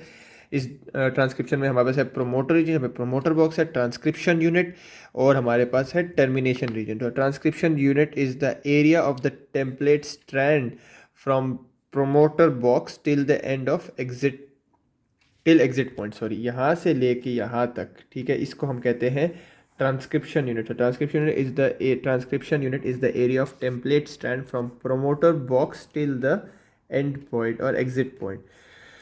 तो न्यू आरएनए जो हमारा फॉर्म होगा उसके अंदर कॉम्प्लीमेंट्री नाइट्रोजनस बेस होंगे, लेकिन एंटी पैरेलल बैकबोन होगी। Newly formed RNA without any modification is called as primary transcript. और यहाँ पे एक एक्स्ट्रा पॉइंट ये है कि रिफैम्पिसिन ड्रग, जो कि एंटी टीबी ड्रग है, वो बाइंड करता है आरएनए पॉलीमरेज के बीटा प्राइम चेन या बीटा प्राइम यूनिट के साथ, और इस वजह से आरएनए पॉलीमरेज एंटर तो कर लेगा सिग्मा की मदद से इधर, ठीक है, और स्टेबलाइज तो कर लेगा अपने आप को, लेकिन न्यूक्लियोटाइड्स को जोड़ नहीं पाएगा, फॉस्फोडाइस्टर बॉन्ड नहीं बना पाएगा। तो अगर नहीं बना पाएगा तो हमें आरएनए नहीं मिलेगा, और अगर हमें आरएनए नहीं बनेगा तो हमें प्राइमरी ट्रांसक्रिप्ट नहीं मिलेगा। प्राइमरी ट्रांसक्रिप्ट नहीं मिलेगा तो प्राइमरी ट्रांसक्रिप्ट कभी ट्रांसलेट ही नहीं होगा, तो इसलिए उसके स्ट्रक्चरल और फंक्शनल प्रोटीन्स ही नहीं बनेंगे, तो इस तरह वो बैक्टीरिया मर जाएगा। Thank you. तो अब हम कंटिन्यू करेंगे जीन एक्सप्रेशन इन प्रोकैरियोट्स, और स्पेशली ओपेरॉन क्या है। तो ये इस डायग्राम में हम कंसिडर करेंगे कि ये एक ई कोलाई का सेल है। तो इसके अंदर ये जो 2 ब्लैक लाइंस है, ये है डबल स्ट्रैंडेड डीएनए जो कि रन थ्रू कर रही हैं। ये हमारा प्रोमोटर बॉक्स है, प्रोमोटर बॉक्स, और ये जीन्स हैं, जीन 1, जीन 2, जीन 3। इसके बीच में स्पेसेस डी होने का जैसे हमें पता ही है। तो जीन 1 को हम जीन Z भी कहेंगे, जीन 2 को जीन Y भी कहेंगे, और जीन 3 को जीन A भी कहेंगे। फिर यहाँ पे हमारे पास एक कैप रीजन है जो कि रेड कलर में है, और एक ऑपरेटर रीजन है जो कि ब्लू कलर में है, ठीक है। तो ई कोलाई की जो प्रेफर्ड डाइट होती है वो होती है ग्लूकोज, और जब ग्लूकोज लो होता है तभी वो क्या खाता है, लैक्टोज। तो ये आप देख सकते हैं यहाँ पे ग्लूकोज का इन्फ्लक्स होता है, और यहाँ पे अगर ग्लूकोज कम होगा तो लैक्टोज अंदर आएगा। तो जब हमारे पास अबंडेंट ऑफ ग्लूकोज अवेलेबल है न्यूट्रिएंट मीडियम के अंदर, तो हम लैक्टोज ई कोलाई नहीं यूज़ करेगा, तब ग्लूकोज ही यूज़ करेगा। तो उस वक्त हमें क्या करना है, जो जीन्स हैं ये, क्योंकि ये एसोसिएटेड है लैक्टोज के मेटाबॉलिज्म में, तो इन जीन्स को हमने इनएक्टिव रखना है। उसके बाद हमारे पास यहाँ पे मैंने जैसे आपको पहले बताया है 2 रीजन है, कैप रीजन और ऑपरेटर रीजन, ठीक है। और प्रोमोटर बॉक्स है gene 1, gene 2, gene 3। Promoter box gene 1, gene 2 और जीन 3 ये हैं structural genes of the what we call, they हैं स्ट्रक्चरल जीन्स।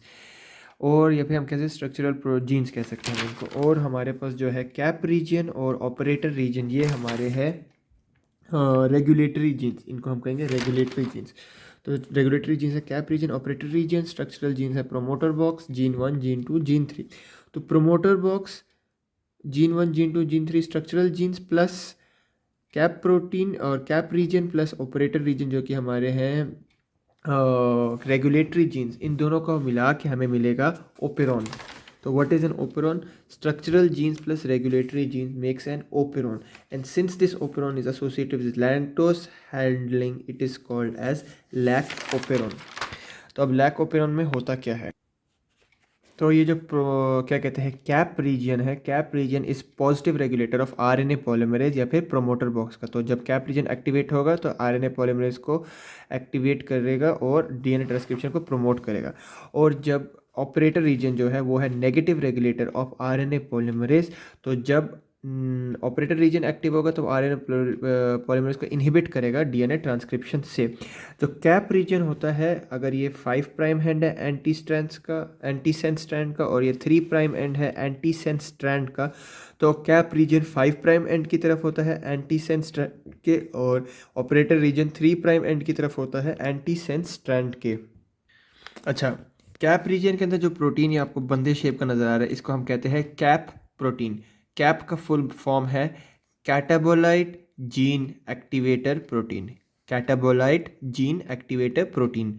और जो ऑपरेटर रीजन के अंदर हमारे पास प्रोटीन है, ये ब्लू में बनता है, इसको हम कहते हैं रिप्रेसर प्रोटीन। रिप्रेसर प्रोटीन बनता है रिप्रेसर जीन पे, और ये रिप्रेसर जीन कैप रीजन के पीछे देखो नजर आ रहा है इधर, ये जीन जो है ये रिस्पॉन्सिबल है रिप्रेसर प्रोटीन बनाने के लिए। तो रिप्रेसर प्रोटीन हमें यहाँ पे बनता है और ये रिप्रेसर प्रोटीन फिर जाता है ऑपरेटर जीन के अंदर और नेगेटिव रेगुलेशन करता है आरएनए पॉलीमरेज की। अच्छा, अब ज़रा देखते हैं हम कि कैप रीजन फंक्शन कैसे करता है।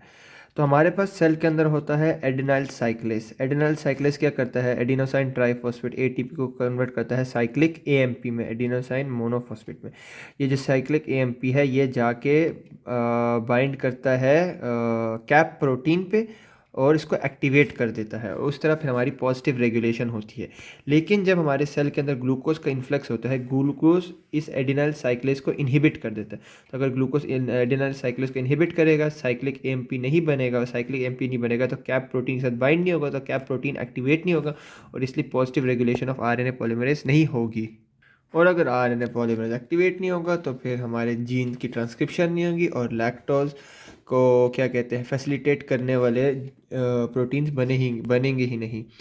अब इसके बाद हम देखते हैं कि ऑपरेटर रीजन के बारे में। ऑपरेटर रीजन के बारे में हमें ये पता है कि ऑपरेटर रीजन में जो प्रोटीन है ये ब्लू कलर, इसको हम कहते हैं रिप्रेसर प्रोटीन, और रिप्रेसर प्रोटीन इस जीन से बनता है। और इस जीन की खासियत ये है कि हर वक्त काम कर होता है और हर वक्त ये रिप्रेसर प्रोटीन बना रहा होता है।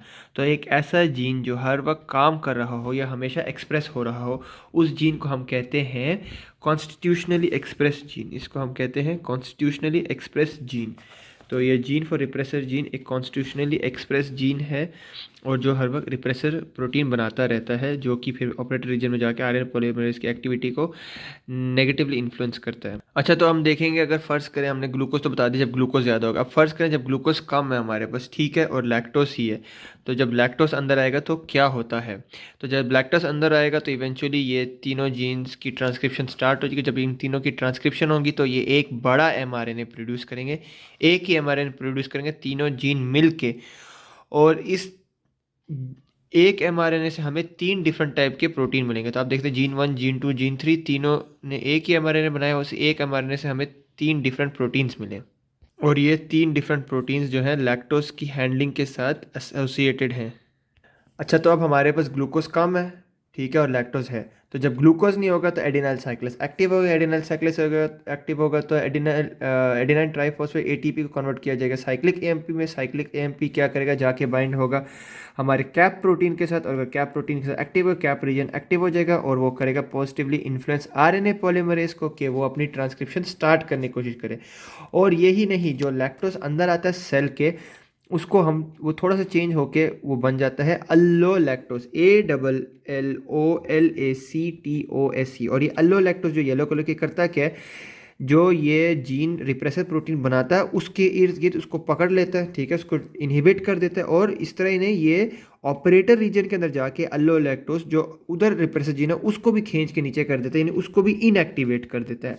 तो इस तरह से होता क्या है कि हमारा कैप प्रोटीन एक्टिव हो जाता है और ऑपरेटर रीजन में रिप्रेसर प्रोटीन इनएक्टिव है, तो कैप रीजन एक्टिव है, ऑपरेटर रीजन इनएक्टिव है, तो आरएनए पॉलीमरेज को पूरा अथॉरिटी के साथ कहा जाता है कि जाओ अब तुम इन जीन 1 2 3 को ट्रांसक्रिप्ट करो। तो अब क्योंकि कैप रीजन एक्टिव है और ऑपरेटर रीजन इनएक्टिव है, तो आरएनए पॉलीमरेज के पास कोई भी ऑपोजिशन है ही नहीं उसके अगेंस्ट, तो वो आराम से अपना काम कर सकता है। तो यही फिर ग्लूकोज के एब्सेंस में ये कैप प्रोटीन का पूरा साइकिल एक्टिव होता है, ऑपरेटर जीन इनएक्टिव हो जाता है, और फिर एक्सप्रेशन ऑफ जीन्स होता है जो एसोसिएटेड है हमारे लिए लैक्टोज की हैंडलिंग के साथ। अच्छा, तो जैसे मैंने आपको पहले बताया था कि ये तीनों जीन्स मिलकर एक एमआरएनए बनाएंगे, तो ये जो जीन्स मिलकर एक एमआरएनए बनाते हैं, इस एमआरएनए को हम कहते हैं पॉलीसिस्ट्रॉनिक। क्यों?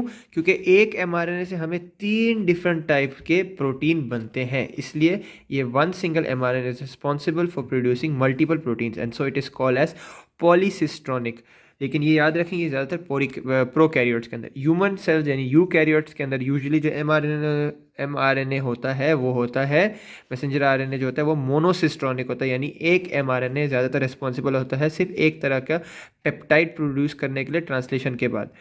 अच्छा, तो मैंने इसे पहले बता दिया कि इधर हमारे स्ट्रक्चरल जीन्स थे प्रोमोटर बॉक्स और जीन 1 जीन 2 जीन 3, और रेगुलेटरी जीन्स हमारे थे कैप रीजन और ऑपरेटर रीजन। तो structural genes plus regulatory genes will give us the operon, और since this operon is associated with handling of lactose that's why it is called as lac operon. तो gene 1 जब क्या कहते हैं transcribe हो जाएगा mRNA में आ जाएगा, तो जीन 1 जब ट्रांसलेट होगा तो हमें मिलेगा जो प्रोटीन, उसको हम कहते हैं बीटा गैलेक्टोसाइडेस, जो रिस्पॉन्सिबल है लैक्टोज को तोड़ने में इनटू ग्लूकोज एंड गैलेक्टोज। तो लैक्टोज जब टूटता है हमें मिलता है ग्लूकोज और गैलेक्टोज, और वो हमारे मदद करता है तोड़ने में बीटा गैलेक्टोसाइडेस प्रोटीन। उसके बाद जो जीन 2 है हमारा ये वाला, जब ये ट्रांसक्राइब होगा तो एमआरएनए में यही आ जाएगा कि पॉलीसिस्ट्रॉनिक एमआरएनए था, और जब क्या कहते हैं ट्रांसलेट हो जाएगा तो प्रोटीन जो ये फॉर्म करेगा वो है लैक्टोज परमिएज, जो हेल्प करता है लैक्टोज की सेल में एंट्री में ई-कोलाई के अंदर। और अब एक छोटा सा रिकैप हमें याद रखना है कि जब ग्लूकोज बहुत सारा अवेलेबल है ई-कोलाई के पास तो लैक ओपेरॉन जो है वो होगा इनएक्टिव, और जब ग्लूकोज नहीं है तो लैक ओपेरॉन एक्टिव हो जाएगा। तो अब हम 3 सिनेरियो लेंगे। सबसे पहला सिचुएशन ये है कि फ़र्ज़ करें बहुत सारा ग्लूकोज प्रेजेंट है, तो जब बहुत ज़्यादा ग्लूकोज प्रेजेंट होगा तो हमारा आइडिनलाइज साइक्लेस क्या कहते हैं इनएक्टिव होगा, तो इवेंचुअली कैप रीजन इनएक्टिव होगा और ऑपरेटर रीजन वैसे ही एक्टिव होगा, तो इसलिए आरएनए पॉलीमरेज की एक्टिविटी इनहिबिट ही रहेगी, तो हमारा लैक ऑपरेशन ऑफ रहेगा क्योंकि कोई ट्रांसक्रिप्शन होगी नहीं। दूसरी सिचुएशन में ये है कि ग्लूकोज कम है लैक्टोज ज़्यादा, तो ग्लूकोज कम होगा तो एडिनाइल साइक्लाइज एक्टिव हो जाएगा और वो एटीपी को सीएमपी में बना के कैप प्रोटीन को एक्टिव करेगा। कैप प्रोटीन एक्टिव होगा तो कैप रीजन एक्टिव हो जाएगा, और जब ग्लूकोज कम होता है तो लैक्टोज आता है, अल्लो लैक्टोज रिप्रेसर प्रोटीन को पकड़ेगा और जो ऑपरेटर रीजन के अंदर रिप्रेसर प्रोटीन है उसको भी पकड़ेगा, तो आरएनए पॉलीमरेज की कोई ऑपोजिशन नहीं रहेगी, वो ट्रांसक्रिप्शन ऑन कर देगा और इस तरह हमारा लैक ओपेरॉन काम करेगा। अब फर्ज करें कि हमारे पास बहुत सारा ग्लूकोज भी है और बहुत सारा लैक्टोज भी है, उस सिचुएशन में भी हमारा जो एडिनाइल साइक्लेस है वो बंद ही रहेगा क्योंकि ग्लूकोज उसको इनहिबिट करके रखेगा। तो कैप प्रोटीन जो होगा कैप रीजन वो इनएक्टिव होगा, ऑपरेटर रीजन एक्टिव होगा, तो इसलिए उस सिचुएशन में भी लैक ओपेरॉन बंद ही रहेगा। तो हम डिस्कस करते हैं जीन एक्सप्रेशन इन यूकैरियोट्स। तो सबसे पहले हमें याद रखना है कि एक क्रोमोसोम के अंदर एक डबल स्ट्रैंडेड डीएनए होता है, ठीक है, और ह्यूमन सेल्स के अंदर क्या कहते हैं जो आरएनए पॉलीमरेज होता है वो होता है डीएनए डिपेंडेंट आरएनए पॉलीमरेज। अच्छा, क्रोमैटिन 2 तरह का होता है हमारे पास, हेटेरोक्रोमैटिन होता है यूक्रोमैटिन। लेकिन उससे पहले हमें पता होना चाहिए क्रोमैटिन क्या है। तो क्रोमैटिन बेसिकली होता है DNA plus associated nuclear proteins जो कि है हिस्टोन्स, न्यूक्लियर प्लाज्मिन, डीएनए क्या कहते हैं स्कैफोल्डिंग प्रोटीन, आरएनए पॉलीमरेज और डीएनए पॉलीमरेज। अब क्रोमैटिन 2 तरह के हमारे पास होते हैं, जैसे मैंने पहले बताया हेटेरोक्रोमैटिन और यूक्रोमैटिन। हेटेरोक्रोमैटिन वो वाला क्रोमैटिन होता है जो कि इनएक्टिव होता है जिसमें जीन्स एक्सप्रेस नहीं हो रहे होते, और यूक्रोमैटिन वो वाला क्रोमैटिन होता है जो कि एक्टिव होते हैं जिसके जीन्स एक्सप्रेस हो रहे होते हैं। हमें एक इंपॉर्टेंट पॉइंट याद रखना है कि हम यूक्रोमैटिन को हेटेरोक्रोमैटिन में कन्वर्ट कर सकते हैं और हेटेरोक्रोमैटिन को यूक्रोमैटिन में कन्वर्ट कर सकते हैं, और इस प्रोसेस को कहते हैं क्रोमैटिन रीमॉडलिंग। एक और फ़र्क हेट्रोक्रोमेटिन और यूक्रोमेटिन में ये है कि हेट्रोक्रोमेटिन वो वाला क्रोमेटिन या फिर डीएनए होता है जो कि ऑक्टोमर के इर्द गिर्द टाइटली रैप हुआ होता है, दो टाइट टर्न्स लेता है, जिससे हमें टाइट न्यूक्लियोसोम मिलता है। जैसे कि यहाँ पे हम देख सकते हैं, ये टाइट वाले जो न्यूक्लियोसोम है ये है हेटेरोक्रोमेटिन, और यूक्रोमेटिन वो वाला डीएनए होता है जो कि ऑक्टोमर के इर्द गिर्द लूजली रैप होता है, तो जो न्यूक्लियोसोम में अपीयर होने में भी लूज दिखता है। जैसे कि यहाँ पे हम देख सकते हैं, यहाँ पे लूजली बाउंड है, ये यूक्रोमेटिन और ये हेटेरोक्रोमेटिन है। अच्छा, इसके अलावा हमें याद रखना है कि डीएनए इनएक्टिव कैसे होता है। डीएनए इनएक्टिव तब होता है जब वो हाइपर मिथाइलेटेड होता है या फिर उस पर ज़्यादा से मिथाइल ग्रुप अटैच होते हैं। तो जब डीएनए इनएक्टिव हो जाएगा तो उसके जीन्स भी नहीं एक्सप्रेस होंगे, और ये होता है क्योंकि वो हाइपर मिथाइलेटेड होता है।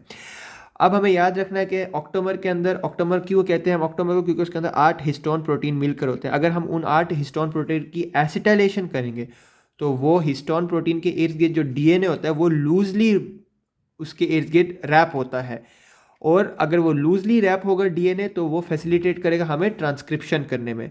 तो हमें अब क्या समझ आना चाहिए कि वो रीजन जहाँ पे हेटेरोक्रोमेटिन है, जैसे कि यहाँ पे क्या होता है कि डीएनए हाइपर मिथाइलेटेड है, ज़्यादा मिथाइल अटैच है डीएनए पे वहाँ पे, और वहाँ के जो ऑक्टोमर है वो एसिटाइलेटेड नहीं हुए हुए, तो इसलिए जो डीएनए है वो ऑक्टोमर के इर्द गिर्द टाइटली रैप हुआ हुआ है।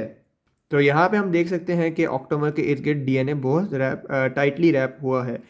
और अगर हम उसको कंपेयर करें रीजन ऑफ यू क्रोमेटिन में, तो यू क्रोमेटिन के रीजन में डीएनए जो होगा वो अंडर मिथाइलेटेड होगा, यहाँ वहाँ पे बहुत ही कम मिथाइल ग्रुप अटैच हुए होंगे, और ऑक्टोमर्स जो होंगे वो हाईली एसिटाइलेटेड होंगे, जिसकी वजह से डीएनए लूजली रैप होगा ऑक्टोमर के इर्द गिर्द।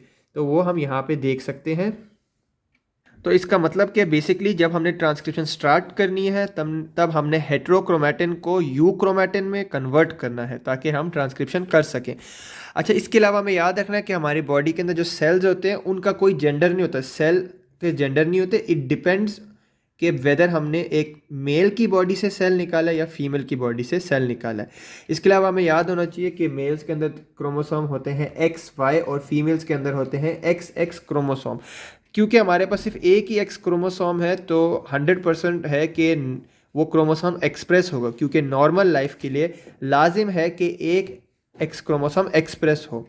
और हमें ये याद रखना है, चाहे जितने भी एक्स क्रोमोसोम हो किसी भी ऑर्गेनिज्म के अंदर, अगर उसके अंदर एक भी वाई क्रोमोसोम प्रेजेंट होगा तो वो हमेशा एक मेल ही होगा, क्योंकि वाई क्रोमोसोम हमेशा एक्स को क्या कहते हैं, एक्स के ऊपर हावी होता है। और जितने बजे चाहे तुम्हारे पास 3 एक्स हो, 4 एक्स हो, 5 एक्स हो, लेकिन अगर एक वाई होगा तो तुम्हारा जेंडर इवेंचुअली मेल ही होगा। अच्छा, फीमेल्स के अंदर हमारे पास 2 एक्स क्रोमोसोम होते हैं, XX, ठीक है। तो एक एक्स जो होता है वो मैटरनल होता है और एक एक्स जो होता है पैटर्नल होता है। तो अब क्वेश्चन ये है कि फीमेल्स के अंदर, क्योंकि नॉर्मल लाइफ के लिए हमें एक क्रोमोसोम तो एक्स क्रोमोसोम एक्सप्रेस होना चाहिए, तो फीमेल्स के अंदर कौन सा वाला एक्स क्रोमोसोम एक्सप्रेस हो गया, तो पैटर्नल होगा या तो मैटरनल। तो इसका आंसर है कि कुछ सेल्स में पैटर्नल एक्स काम कर रहा होता है और कुछ सेल्स में मैटरनल एक्स काम कर रहा होता है, और ये टोटली प्योरली बाय चांस होता है कि किस सेल में एक्स पैटर्नल काम करेगा और किस सेल में एक्स मैटरनल काम करेगा। और ये सब डिसाइड होता है जब फीमेल बहुत ही अपनी इनिशियल स्टेज ऑफ डेवलपमेंट होती है, ब्लास्टोसिस स्टेज पे। तो इसका मतलब है कि कुछ सेल में हमारे पैटर्नल एक्स काम करेगा और कुछ में हमारा मैटरनल एक्स काम करेगा।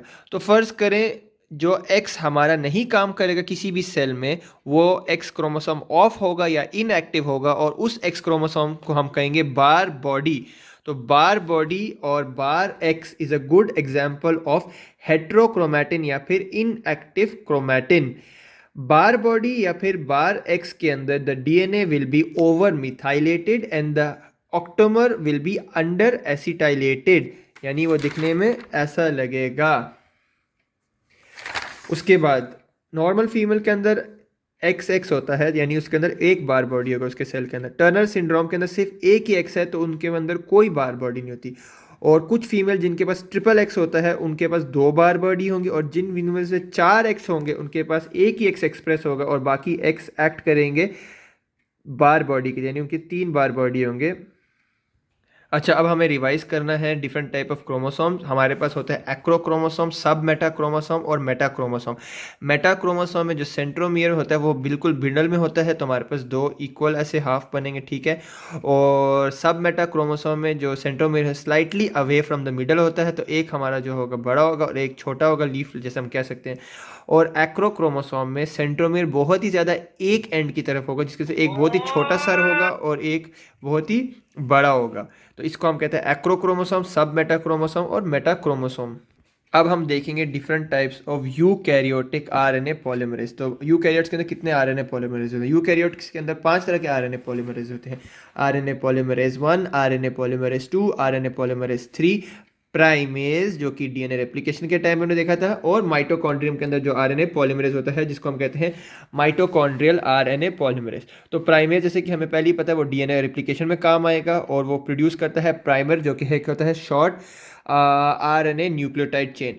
माइटोकॉन्ड्रियल आरएनए पॉलीमरेज प्रेजेंट होता है माइटोकॉन्ड्रिया के अंदर, तो वो ताकि माइटोकॉन्ड्रिया अपने प्रोटीन खुद बना सके।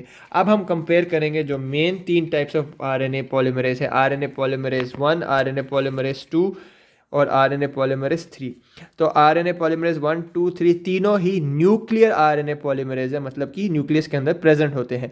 उसके बाद आरएनए पॉलीमरेज 1 जो है वो वर्क करता है जीन्स ऑफ राइबोसोमल आरएनए और बनाता है ribosomal RNA. RNA polymerase 2 work करता है जीन्स ऑफ मैसेंजर आरएनए और बनाता है मैसेंजर आरएनए। आरएनए पॉलीमरेज 3 काम करता है जीन्स ऑफ ट्रांसफर आरएनए पे और हेल्प करता है बनाने में हमें ट्रांसफर आरएनए। इसके अलावा हमें याद रखना है कि आरएनए पॉलीमरेज 2 और आरएनए पॉलीमरेज 3 दोनों स्मॉल न्यूक्लियर आरएनए भी बना सकते हैं, ठीक है। और राइबोसोमल आरएनए जो होता है हमारा सिंथेसाइज होता है न्यूक्लियोलस के अंदर। Genes of ribosomal RNA are located at the end of acrochromosome, मतलब एक्रोक्रोमोसोम ने पढ़ा था उसके एंड पे हमारे पास जीन्स होते हैं राइबोसोमल आरएनए के लिए, जो कि इवेंचुअली राइबोसोम में जाएंगे। और राइबोसोम आरएनए पॉलीमरेज 1 काम करता है क्लास 1 जीन पे, जिससे हमें मिलता है राइबोसोमल आरएनए, जो कि है ये class 1 gene, class 2 gene, class 3 gene. तो क्लास 1 जीन से हमें मिलेगा rRNA, ribosomal RNA. Class 2 gene से हमें मिलेगा एमआरएनए और क्लास 3 जीन से हमें मिलेगा टीआरएनए। अच्छा, तो आरएनए पॉलीमरेज 2 के बारे में याद है कि वो बनाता है messenger RNA, small nuclear RNA. और एक और बात, वायरल आरएनए सिंथेसिस, जब वायरस हमें अटैक करता है वो भी होता है आरएनए पॉलीमरेज 2 से। और आरएनए पॉलीमरेज 2 क्लास 2 जीन्स पे एक्ट करेगा ताकि वो बनाए एमआरएनए। अब हम आ जाते हैं आरएनए पॉलीमरेज 3 पे। आरएनए पॉलीमरेज 3 के बारे में मैंने पहले ही बता दिया कि वो काम करता है टीआरएनए जीन पे ट्रांसफर आरएनए बनाने में, और एसएनआरएनए भी बनाता है। और ये काम करता है क्लास 3 जीन्स पे, ठीक है ना, ताकि वो बनाए transfer RNA. Now we are going to discuss about regulatory units of bacteria. So in bacteria we know the regulatory units we have two types, promoter region and termination region. Promoter region we have inside the promoter box Pribno box and hexameric -35 hexameric unit. Pribno box has tat hexameric -35 hexameric unit has TT GACA. And then we have the transcription unit, and after we have the end point, the termination region, where we have row dependent termination or row independent termination, which is because of the palindromic syndrome, or palindromic sequence. So here we can see that there is the promoter box and here's the termination point. In promoter region we have the promoter box which has the Pribno box, tat and -35 hexameric sequence, and this is +1 where the transcription starts, and then the RNA polymerase will enter through one of these gates within the promoter region and go all the way after transcription, come out. Otherwise it can be termination can be row dependent and row independent. So now we are going to see how initiation of transcription takes place in eukaryotic cells or in human cells. Now the point to be noted that in human cells also we have the promoter region with the promoter box, and our promoter box is located at -40 or minus what we call from the +1 transcription point. So in prokaryote it was +1, and -9 or -10 we have the promoter region and the promoter box starting, but in humans it's at -40. Then in our promoter box we have also two types of semi gates, which we can say here we had Pribnobox and minus 35 hexameric unit. Here we have at minus 40, it is called as Hogness box. Hogness box has the sequence Tata. Here we had Tat, here we have just Tata. And then we have Cat box, CAAT box at minus 70 or minus 80 from the plus 1 transcription point. So, and sometimes there can also be in our promoter region a third door that is called as GC door. So cat box has cytosine, adenine, thymine sequence, and GC box has guanosine and cytosine sequence, and GC box is located at minus 60 from plus 1. So once again we have our promoter region. Our promoter region is located at minus 40, and the Hogness box is at minus 40, GC box at minus 60, and the cat box at minus 70 or minus 80. But we don't know much about termination of transcription in eukaryotes. And then we have to know that in one chromosome there can be many genes, and each gene can have its own promoter and its own termination point. So for example, you can see this is the chromosome. Within that we have the double stranded DNA in blue color. So this is a 1 gene, this is 2 gene, this is 3 gene. So this is the promoter region for gene 1, and the termination point for gene 1, promoter region for gene 2, termination point, and so on and so on.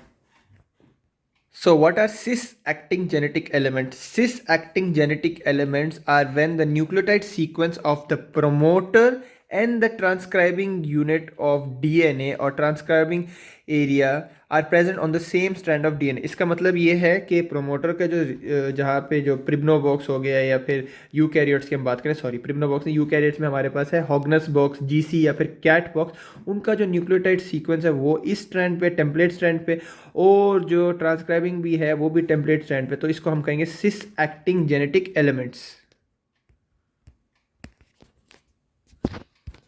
अच्छा, कभी कभार ऐसा होता है कि फ़र्ज़ करें ये क्रोमोसोम ए है और ये क्रोमोसोम बी है. उसके अंदर देख सकते हैं जीन 1, जीन 2, जीन 3. उसके हर जीन का अपना प्रोमोटर बॉक्स और termination, promoter termination, promoter termination, और इधर जो जीन है इसका प्रोमोटर बॉक्स है और एक टर्मिनेशन पॉइंट है. तो कभी कभार कुछ ऐसे प्रोटीन होते हैं जिनको हम कहते हैं ट्रांसक्रिप्शन फैसिलिटेटिंग फैक्टर या फिर ट्रांसक्रिप्शन फैक्टर. तो वो क्या होता है? ट्रांसक्रिप्शन फैक्टर, फर्ज करें क्रोमोसोम बी पे एक प्रोटीन ये बना रही है जीन, इसको हम कहते हैं ट्रांसक्रिप्शन फैक्टर या फिर ट्रांसक्रिप्शन फैसिलिटेटिंग फैक्टर. इसका काम ये होता है कि ये ट्रांसक्रिप्शन फैक्टर ये जो चाबी की शेप में ये जाके बाइंड करता है आरएनए पॉलीमरेज के साथ, या तो प्रोमोटर के साथ, या तो आपस में ही बाइंड हो जाते हैं दो, क्या कहते हैं, ट्रांसक्रिप्शन फैक्टर. इस ट्रांसक्रिप्शन फैक्टर की मदद से हमारी जो ट्रांसक्रिप्शन है वो एनहेंस हो जाती है, या फिर क्या कह सकते हैं, फैसिलिटेट हो जाती है. ठीक है ना? इस ट्रांसक्रिप्शन फैक्टर की मदद से हमारी जो ट्रांसक्रिप्शन है वो फैसिलिटेट होती है. तो क्योंकि ये जो ट्रांसक्रिप्शन फैक्टर है वो किसी और क्रोमोसोम पे बना है और उसका इफेक्ट जाके किसी और क्रोमोसोम के जीन पर हुआ है. ठीक है ना? क्योंकि देखिए इस जीन से हमने बनाया था एमआरएनए से हमें मिला पेप्टाइड से हमने बनाया था प्रोटीन. जब वो प्रोटीन बन गया ट्रांसक्रिप्शन फैक्टर, तो ये बनाया क्रोमोसोम बी ने, लेकिन वो जाके इफेक्ट हुआ क्रोमोसोम ए के जीन 1 की ट्रांसक्रिप्शन पे, उसने उसको फैसिलिटेट किया. इस तरह के सीक्वेंस या इस तरह के फिनोमिना को हम कहते हैं ट्रांस एक्टिंग एलिमेंट्स, क्योंकि since transcription factors are produced by one chromosome and its gene and they go and influence the transcription of another chromosome and its gene, such thing is called as trans-acting element. अच्छा, तो अभी तक हमने देखा है कि जो हमारे पास होते हैं, क्या कहते हैं, यूकैरियोटिक सेल, उनके प्रोमोटर बॉक्स के अंदर 3 तरह के अलग बॉक्स होते हैं, हॉग्नस बॉक्स, जीसी और कैट बॉक्स, और कैसे हमारे पास ट्रांसक्रिप्शनल फैक्टर्स हमें हेल्प करते हैं ट्रांसक्रिप्शन में. अब हम देखेंगे कि यूकैरियोट्स के सेल्स के अंदर एक और चीज़ होती है जिसको हम कहते हैं एनहेंसर रीजन, जैसे कि यहाँ पे और यहाँ पे. तो enhancer region are found in DNA of eukaryotes. ये सिर्फ एनहेंसर सिर्फ यूकैरियोट्स में. तो ठीक है, तो यहाँ पे आप देख सकते हैं जैसे ये डबल स्ट्रैंडेड डीएनए ब्लैक में. ठीक है, फर्ज करें इसका 5 प्राइम एंड है और ये 3 प्राइम एंड है, ये उसका प्रोमोटर बॉक्स है. ठीक है, तो promoter box and enhancer region both regulate transcription of a particular gene. तो प्रोमोटर बॉक्स और हमारा जो एनहेंसर है ये दोनों मिलके पर्टिकुलर जीन की ट्रांसक्रिप्शन को रेगुलेट करते हैं. एनहेंसर रीजन क्या होता है? Enhancer regions are nucleotide sequence. ठीक है, एनहेंसर रीजन जो यहाँ पे या यहाँ पे आर न्यूक्लियोटाइड सीक्वेंस नियर और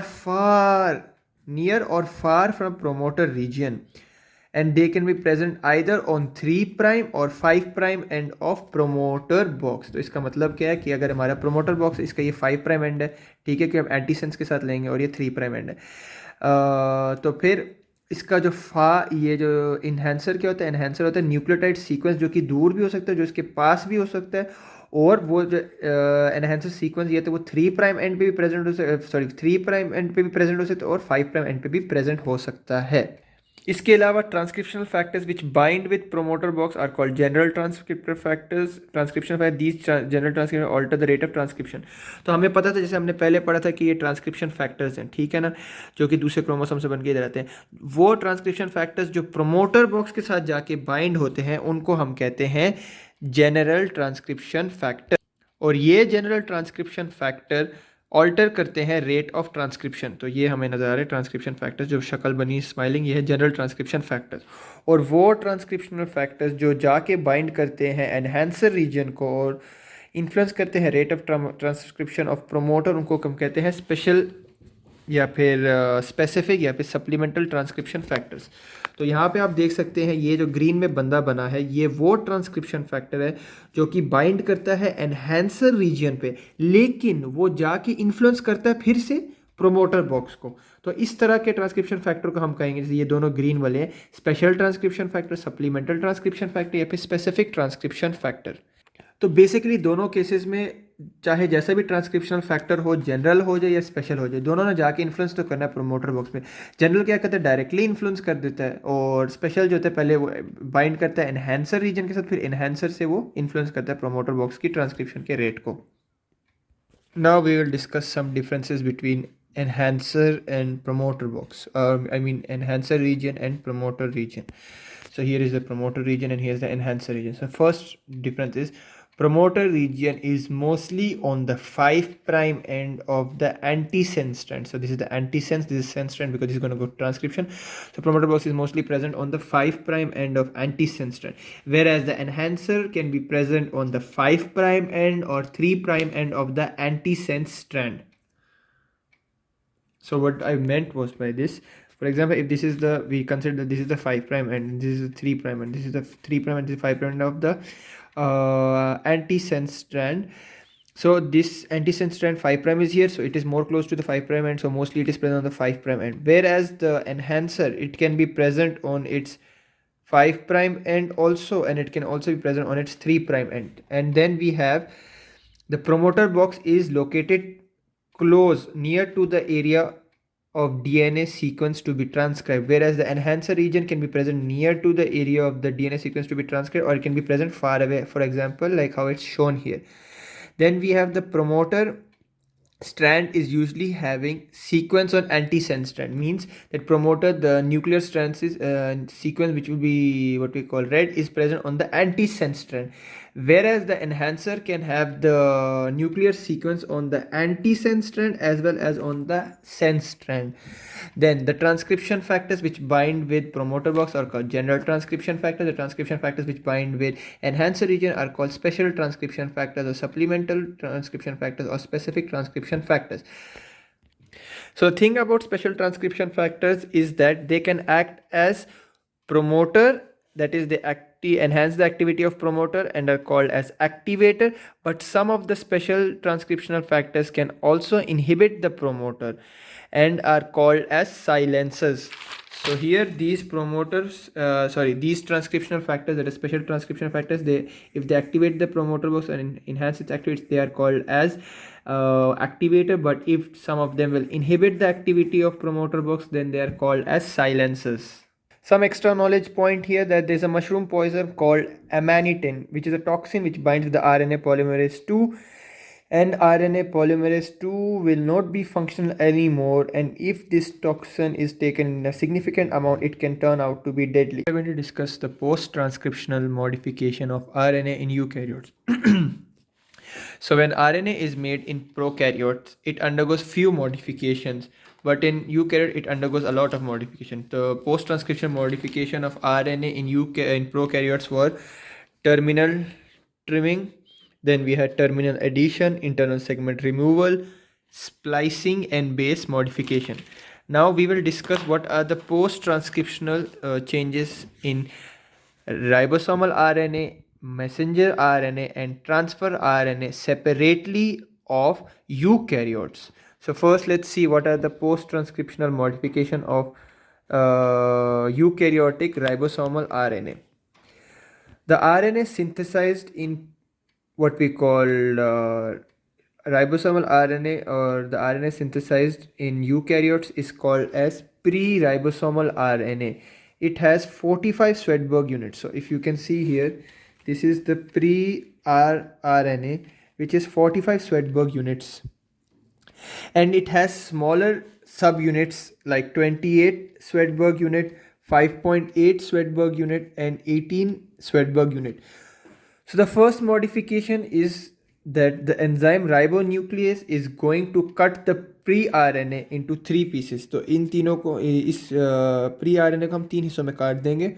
यहाँ पे कट करें तो हमें 3 मिल जाएंगे. 28 स्वेटबर्ग यूनिट, 5.8 स्वेटबर्ग यूनिट और 18 स्वेटबर्ग यूनिट.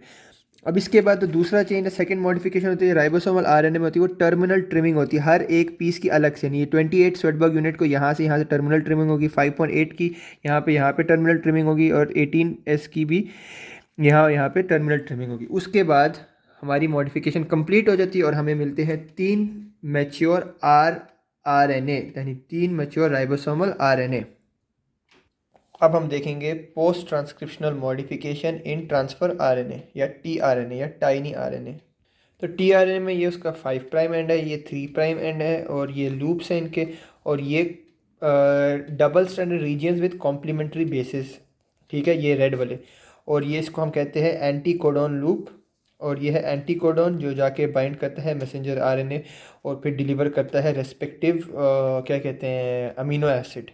तो सबसे पहली मॉडिफिकेशन जो होगी ट्रांसफ़र आरएनए में वो है कि जो हेड है इसका 5 एंड का, इसको चॉप ऑफ कर दिया जाएगा और अराउंड 16 न्यूक्लियोटाइड सीक्वेंस निकाल दिए जाएंगे यहाँ से, और इसको ये एक तरह की टर्मिनल ट्रिमिंग है. तो यहाँ पे हम देख सकते हैं ये इसका सर काट दिया और 16 न्यूक्लियोटाइड निकाल दिए गए, और ये करता है एंजाइम आरएनएज पी. उसके बाद जो इसकी दूसरी मॉडिफिकेशन है सर काटने के बाद कि एंटी कोडॉन लूप में से कोई इंटरनल सेगमेंट हम बाहर निकाल देंगे. तो यहाँ पे हमने इंटरनल सेगमेंट है जो एंटी कोडॉन लूप में से बाहर निकाल दी. तो ये एग्जांपल है इंटरनल सेगमेंट रिमूवल का. और जब हम ये सेगमेंट निकाल देंगे यहाँ से, फ़र्ज़ करें तो ये खाली हो जाएगा, तो फिर इनको जोड़ना है. तो तीसरी मॉडिफिकेशन है स्प्लाइसिंग, और जुड़ने के बाद देखिए उसकी थोड़ी सी शेप चेंज होएगी. चौथी मॉडिफिकेशन हम कह सकते हैं कि जो 3 प्राइम एंड था इसका टीआरएनए का, वहाँ पे यूरासिल नाइट्रोजनस बेस थे. ठीक है, तो थर्ड जो मॉडिफिकेशन होगी चौथी वाली वो ये होगी कि हम ये जो यूरासिल है इसको चॉप कर देंगे. ठीक है, और पांचवी होगी कि जो चॉप किया हमने यूरासिल यू उसकी जगह हम ऐड करेंगे साइटोसिन एडेनाइल CCA, और ये करता है ट्रांसफ़र यहाँ पे न्यूक्लियोटिडाइल ट्रांसफरेज एंजाइम.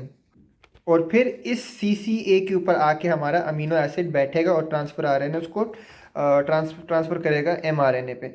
और जो हमारे पास है आखिरी मॉडिफिकेशन जो कि होगी, फ़र्ज़ करें पहली, दूसरी, तीसरी, चौथी, पाँचवीं और छठी मॉडिफिकेशन जो होगी इसमें, कि यहाँ पे कुछ एंजाइम क्या करते हैं, जो जैसे फ़र्ज़ करें ये जो लूप है ना, इसके अंदर जो नाइट्रोजनस बेसिस होते हैं हमारे पास क्योंकि आरएनए तो होगा adenine guanine cytosine thymine, adenine guanine cytosine uracil होंगे क्योंकि आरएनए है.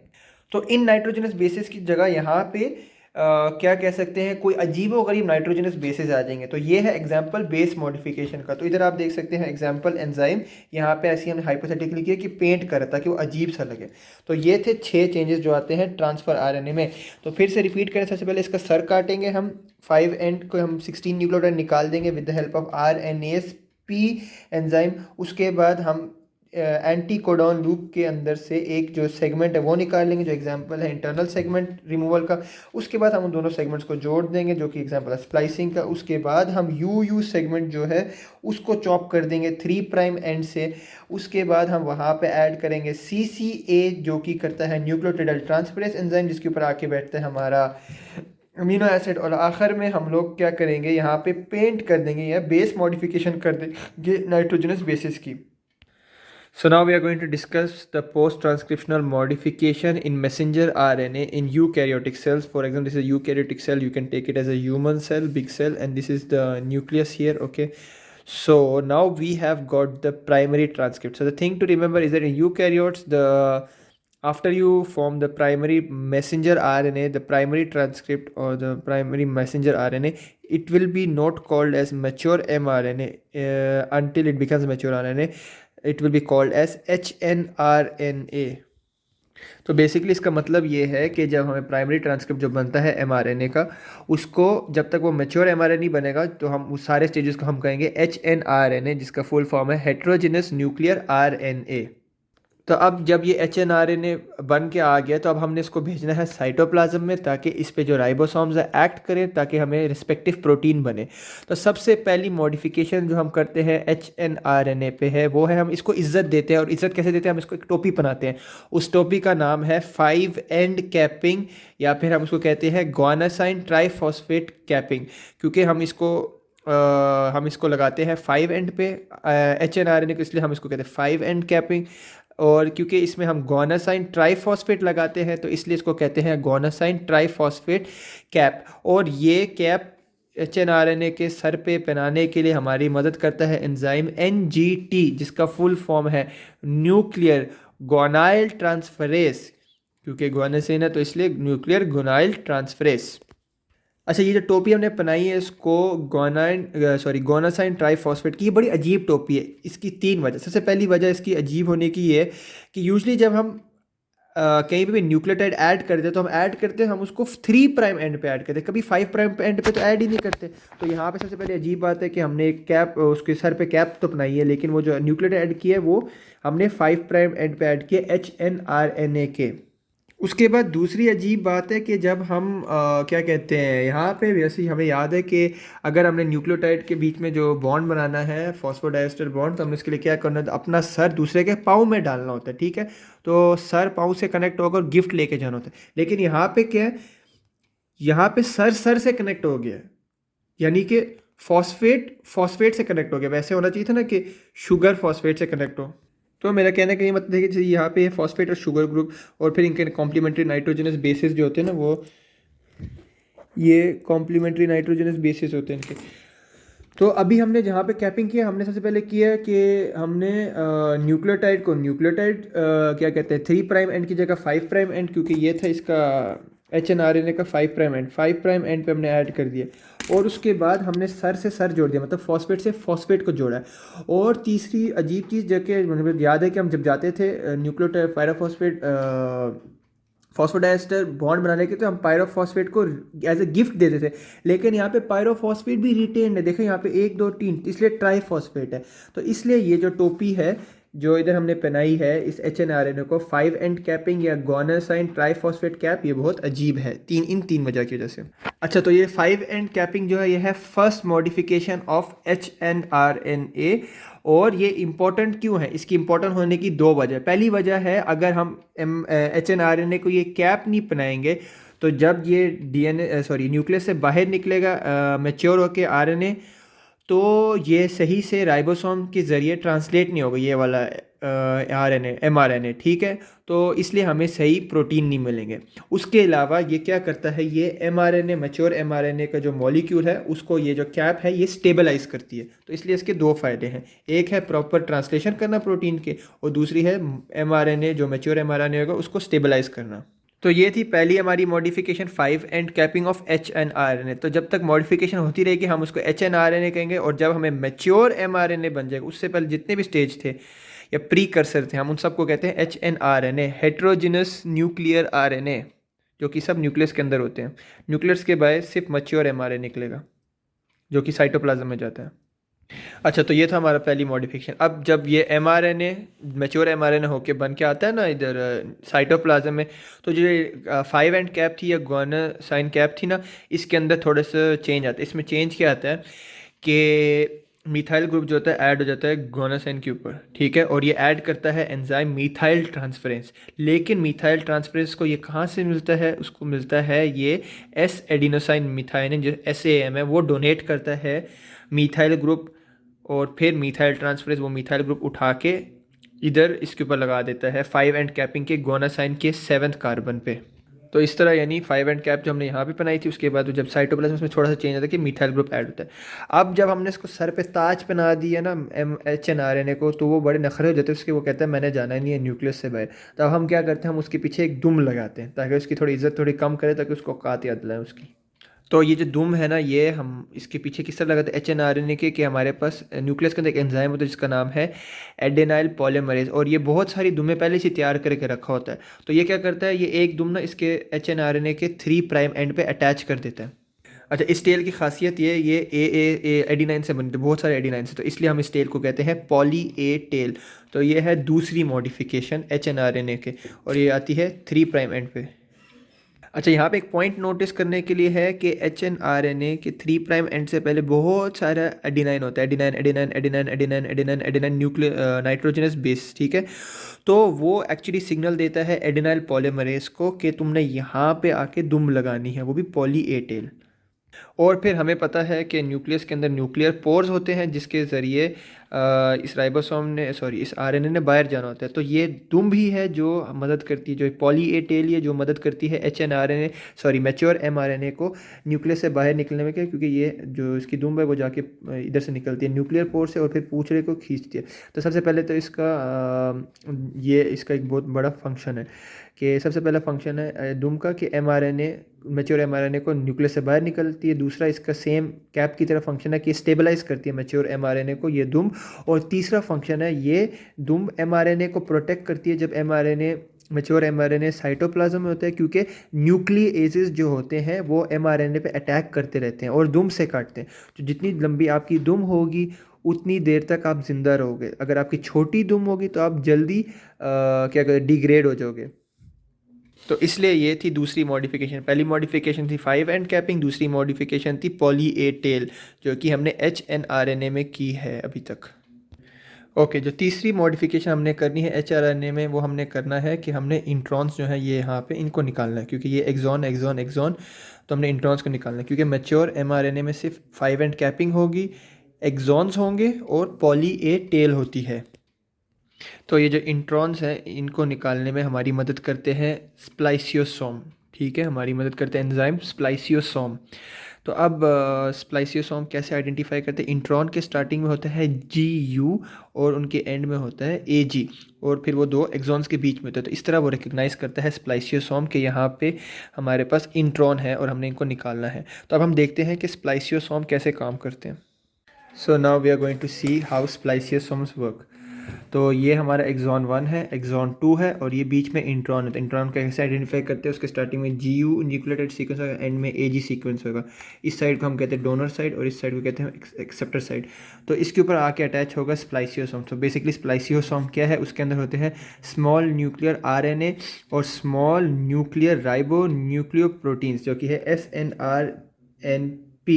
SNRNP small nuclear ribo nucleoprotein. तो वो है। अब इस स्प्लाइसियोसोम के अंदर एक A पॉइंट होता है जिसको हम कहते हैं ब्रांच पॉइंट ऑफ स्प्लाइसियोसोम। तो स्प्लाइसियोसोम जो सबसे पहले होगा वो इस पॉइंट को अटैक करेगा, डोनर साइड को, ठीक है, और इधर से तोड़ देगा। और उसके बाद वो अटैक करेगा इस साइड को 2 को, और यहाँ से भी इंट्रॉन को तोड़ देगा। तो इस तरह वो क्या कहते हैं, एक्सॉन और इंट्रॉन के बीच में दोनों तरफ से कनेक्शन को तोड़ देते हैं स्प्लाइसियोसोम। तो हमें पता है कि small nucleo ribo nucleic acid और small nucleo ribo nucleo protein plus ATP हमें मिलता है स्प्लाइसियोसोम, क्योंकि ये सब करने के लिए स्प्लाइसियोसोम को चाहिए होती है एनर्जी, जो कि उसको मिलती है in the form of ATP। तो जो स्मॉल न्यूक्लियो SNRNA होता है वो क्या करता है, वो इंट्रॉन को पकड़ता है डोनर पॉइंट पर और एक्सेप्टर पॉइंट। तो SNRNA यहाँ से और यहाँ से पकड़ेगा इंट्रॉन को। SNRNP जो होता है वो एक्ट एज एंजाइम करता है और इन दोनों पॉइंट्स को काट देता है और फिर से एक्सॉन्स को स्प्लाइस भी करता है। तो जो SNRNP होता है वो इन दोनों पॉइंट्स को काटेगा, SNRN दोनों पॉइंट्स पकड़ेगा, SNRP इन दोनों को काटेगा ताकि इंट्रॉन अलग हो जाए, और बाद में इन दोनों एक्सॉन्स को स्प्लाइस भी कर देगा। ओके, तो 15% जो म्यूटेशन होती है वो सब रिलेटेड होती है defects in splicing of mRNA में, ठीक है। तो हमें पता है कि सिग्नल फॉर स्प्लाइसिंग होता है GU स्टार्टिंग में इंट्रॉन के और AG एट द एंड, ठीक है। तो हमें पता है यहाँ से हमने इसको क्या करना है, काट के इसको निकाल के एक्सॉन 1 एक्सॉन 2 को स्प्लाइस करना है। लेकिन if these two single nucleotides are altered, यानी कोई मसला हो गया, तो स्प्लाइसिंग जो होती है डिफेक्टिव होती है, कहीं यहाँ से हो जाए, कहीं यहाँ से हो जाए, यहाँ से हो जाए, ठीक है। तो अगर स्प्लाइसिंग डिफेक्टिव होगी तो जो हमारा प्राइमरी ट्रांसक्रिप्ट बनेगा वो भी डिफेक्टिव होगा। इसका मतलब हमारा mRNA जो बनेगा, मैच्योर mRNA, वो डिफेक्ट होगा। और उसके बाद जो हमें प्रोटीन बनेगा वो एबनॉर्मल होगा, और वो कोई बना देगा हमें डिसऑर्डर या डिजीज़। सॉरी, यहाँ पे करेक्शन, अगर स्प्लाइसिंग गलत होगी तो उसके बाद हमें जो डायरेक्टली हमारा mRNA मैच्योर आरएनए बनेगा वो डिफेक्टिव होगा। उसके बाद जो प्रोटीन फॉर्म होगा वो डिफेक्टिव होगा, और फिर इस तरह हम कोई इनहेरिट कर लेंगे, कोई डिसऑर्डर या हमारे में कोई डिजीज़ स्टार्ट हो जाएगी। हमें पता है ट्रोपोमाइसिन प्रोटीन के बारे में। ट्रोपोमाइसिन प्रोटीन प्रेजेंट होता है हार्ट में, स्केलेटल मसल में और अदर सेल्स में। अब ट्रोपोमाइसिन प्रोटीन जो दिल का है और जो स्केलेटल मसल का या बाकी सेल्स का, वो थोड़ा सा एक दूसरे डिफरेंट होते हैं। तो इसलिए हम कह सकते हैं कि ट्रोपोमाइसिन होता है टिश्यू स्पेसिफिक। एग्जाम्पल ट्रोपोमाइसिन, हमारे पास एग्जाम्पल ट्रोपोमाइसिन स्पेसिफिक को कार्डियक मसल में है, ट्रोपोमाइसिन स्पेसिफिक को स्केलेटल मसल्स। लेकिन एक पॉइंट यह है कि सब ट्रोपोमाइसिन को बनाने के लिए एक ही जीन यूज़ होता है, चाहे वो स्केलेटल मसल में हो या कार्डियक मसल में हो। तो सवाल ये है फिर, अगर जीन एक है तो दो डिफरेंट टाइप्स के ट्रोपोमाइसिन कैसे बनते हैं? तो वही फिर से सवाल है कि अगर जीन एक है, वो जीन भी एक ही तरह से ट्रांसक्राइब होगा, तो फिर दो तरह के डिफरेंट टाइप्स के प्रोटीन किस तरह बन गए, जो कि एक स्पेसिफिक है कार्डियक के लिए और एक स्पेसिफिक है स्केलेटल मसल में? तो इसका आंसर है कि जो प्राइमरी ट्रांसक्रिप्ट HNRNA बनता है वो दोनों केसेस में सेम होता है, लेकिन प्राइमरी ट्रांसक्रिप्ट की जो स्प्लाइसिंग होती है ना HNRNA की, वो डिफरेंट होती है। इस वजह से जो फाइनल मैच्योर mRNA होगा वो कार्डियक मसल में और स्केलेटल मसल में डिफरेंट होगा। तो साइंटिस्ट ने डिस्कवर किया कि splicing happen slightly different points in these two cases, और इसको हम कहते हैं फिनोमिना को अल्टरनेटिव स्प्लाइसिंग ऑफ mRNA। तो इस कॉन्सेप्ट के ज़रिए से हम एक जीन HNRNA, एक जीन का प्रोडक्ट जो कि होता है HNRNA, अगर हम उसकी स्प्लाइसिंग थोड़ी सी डिफरेंट करें डिफरेंट तरीके से, तो हमें दो डिफरेंट टाइप के प्रोटीन्स मिल सकते हैं। और हमें जो डिजीज़ है सिस्टमिक लूपस एरिथेमेटोसिस SLE, उसके बारे में हमें पता है कि उसमें ऑटो एंटीबॉडीज़ होती हैं, और SLE में जो ऑटो एंटीबॉडीज़ बनती हैं वो बनती है against small nuclear ribo nucleoprotein SNRNP।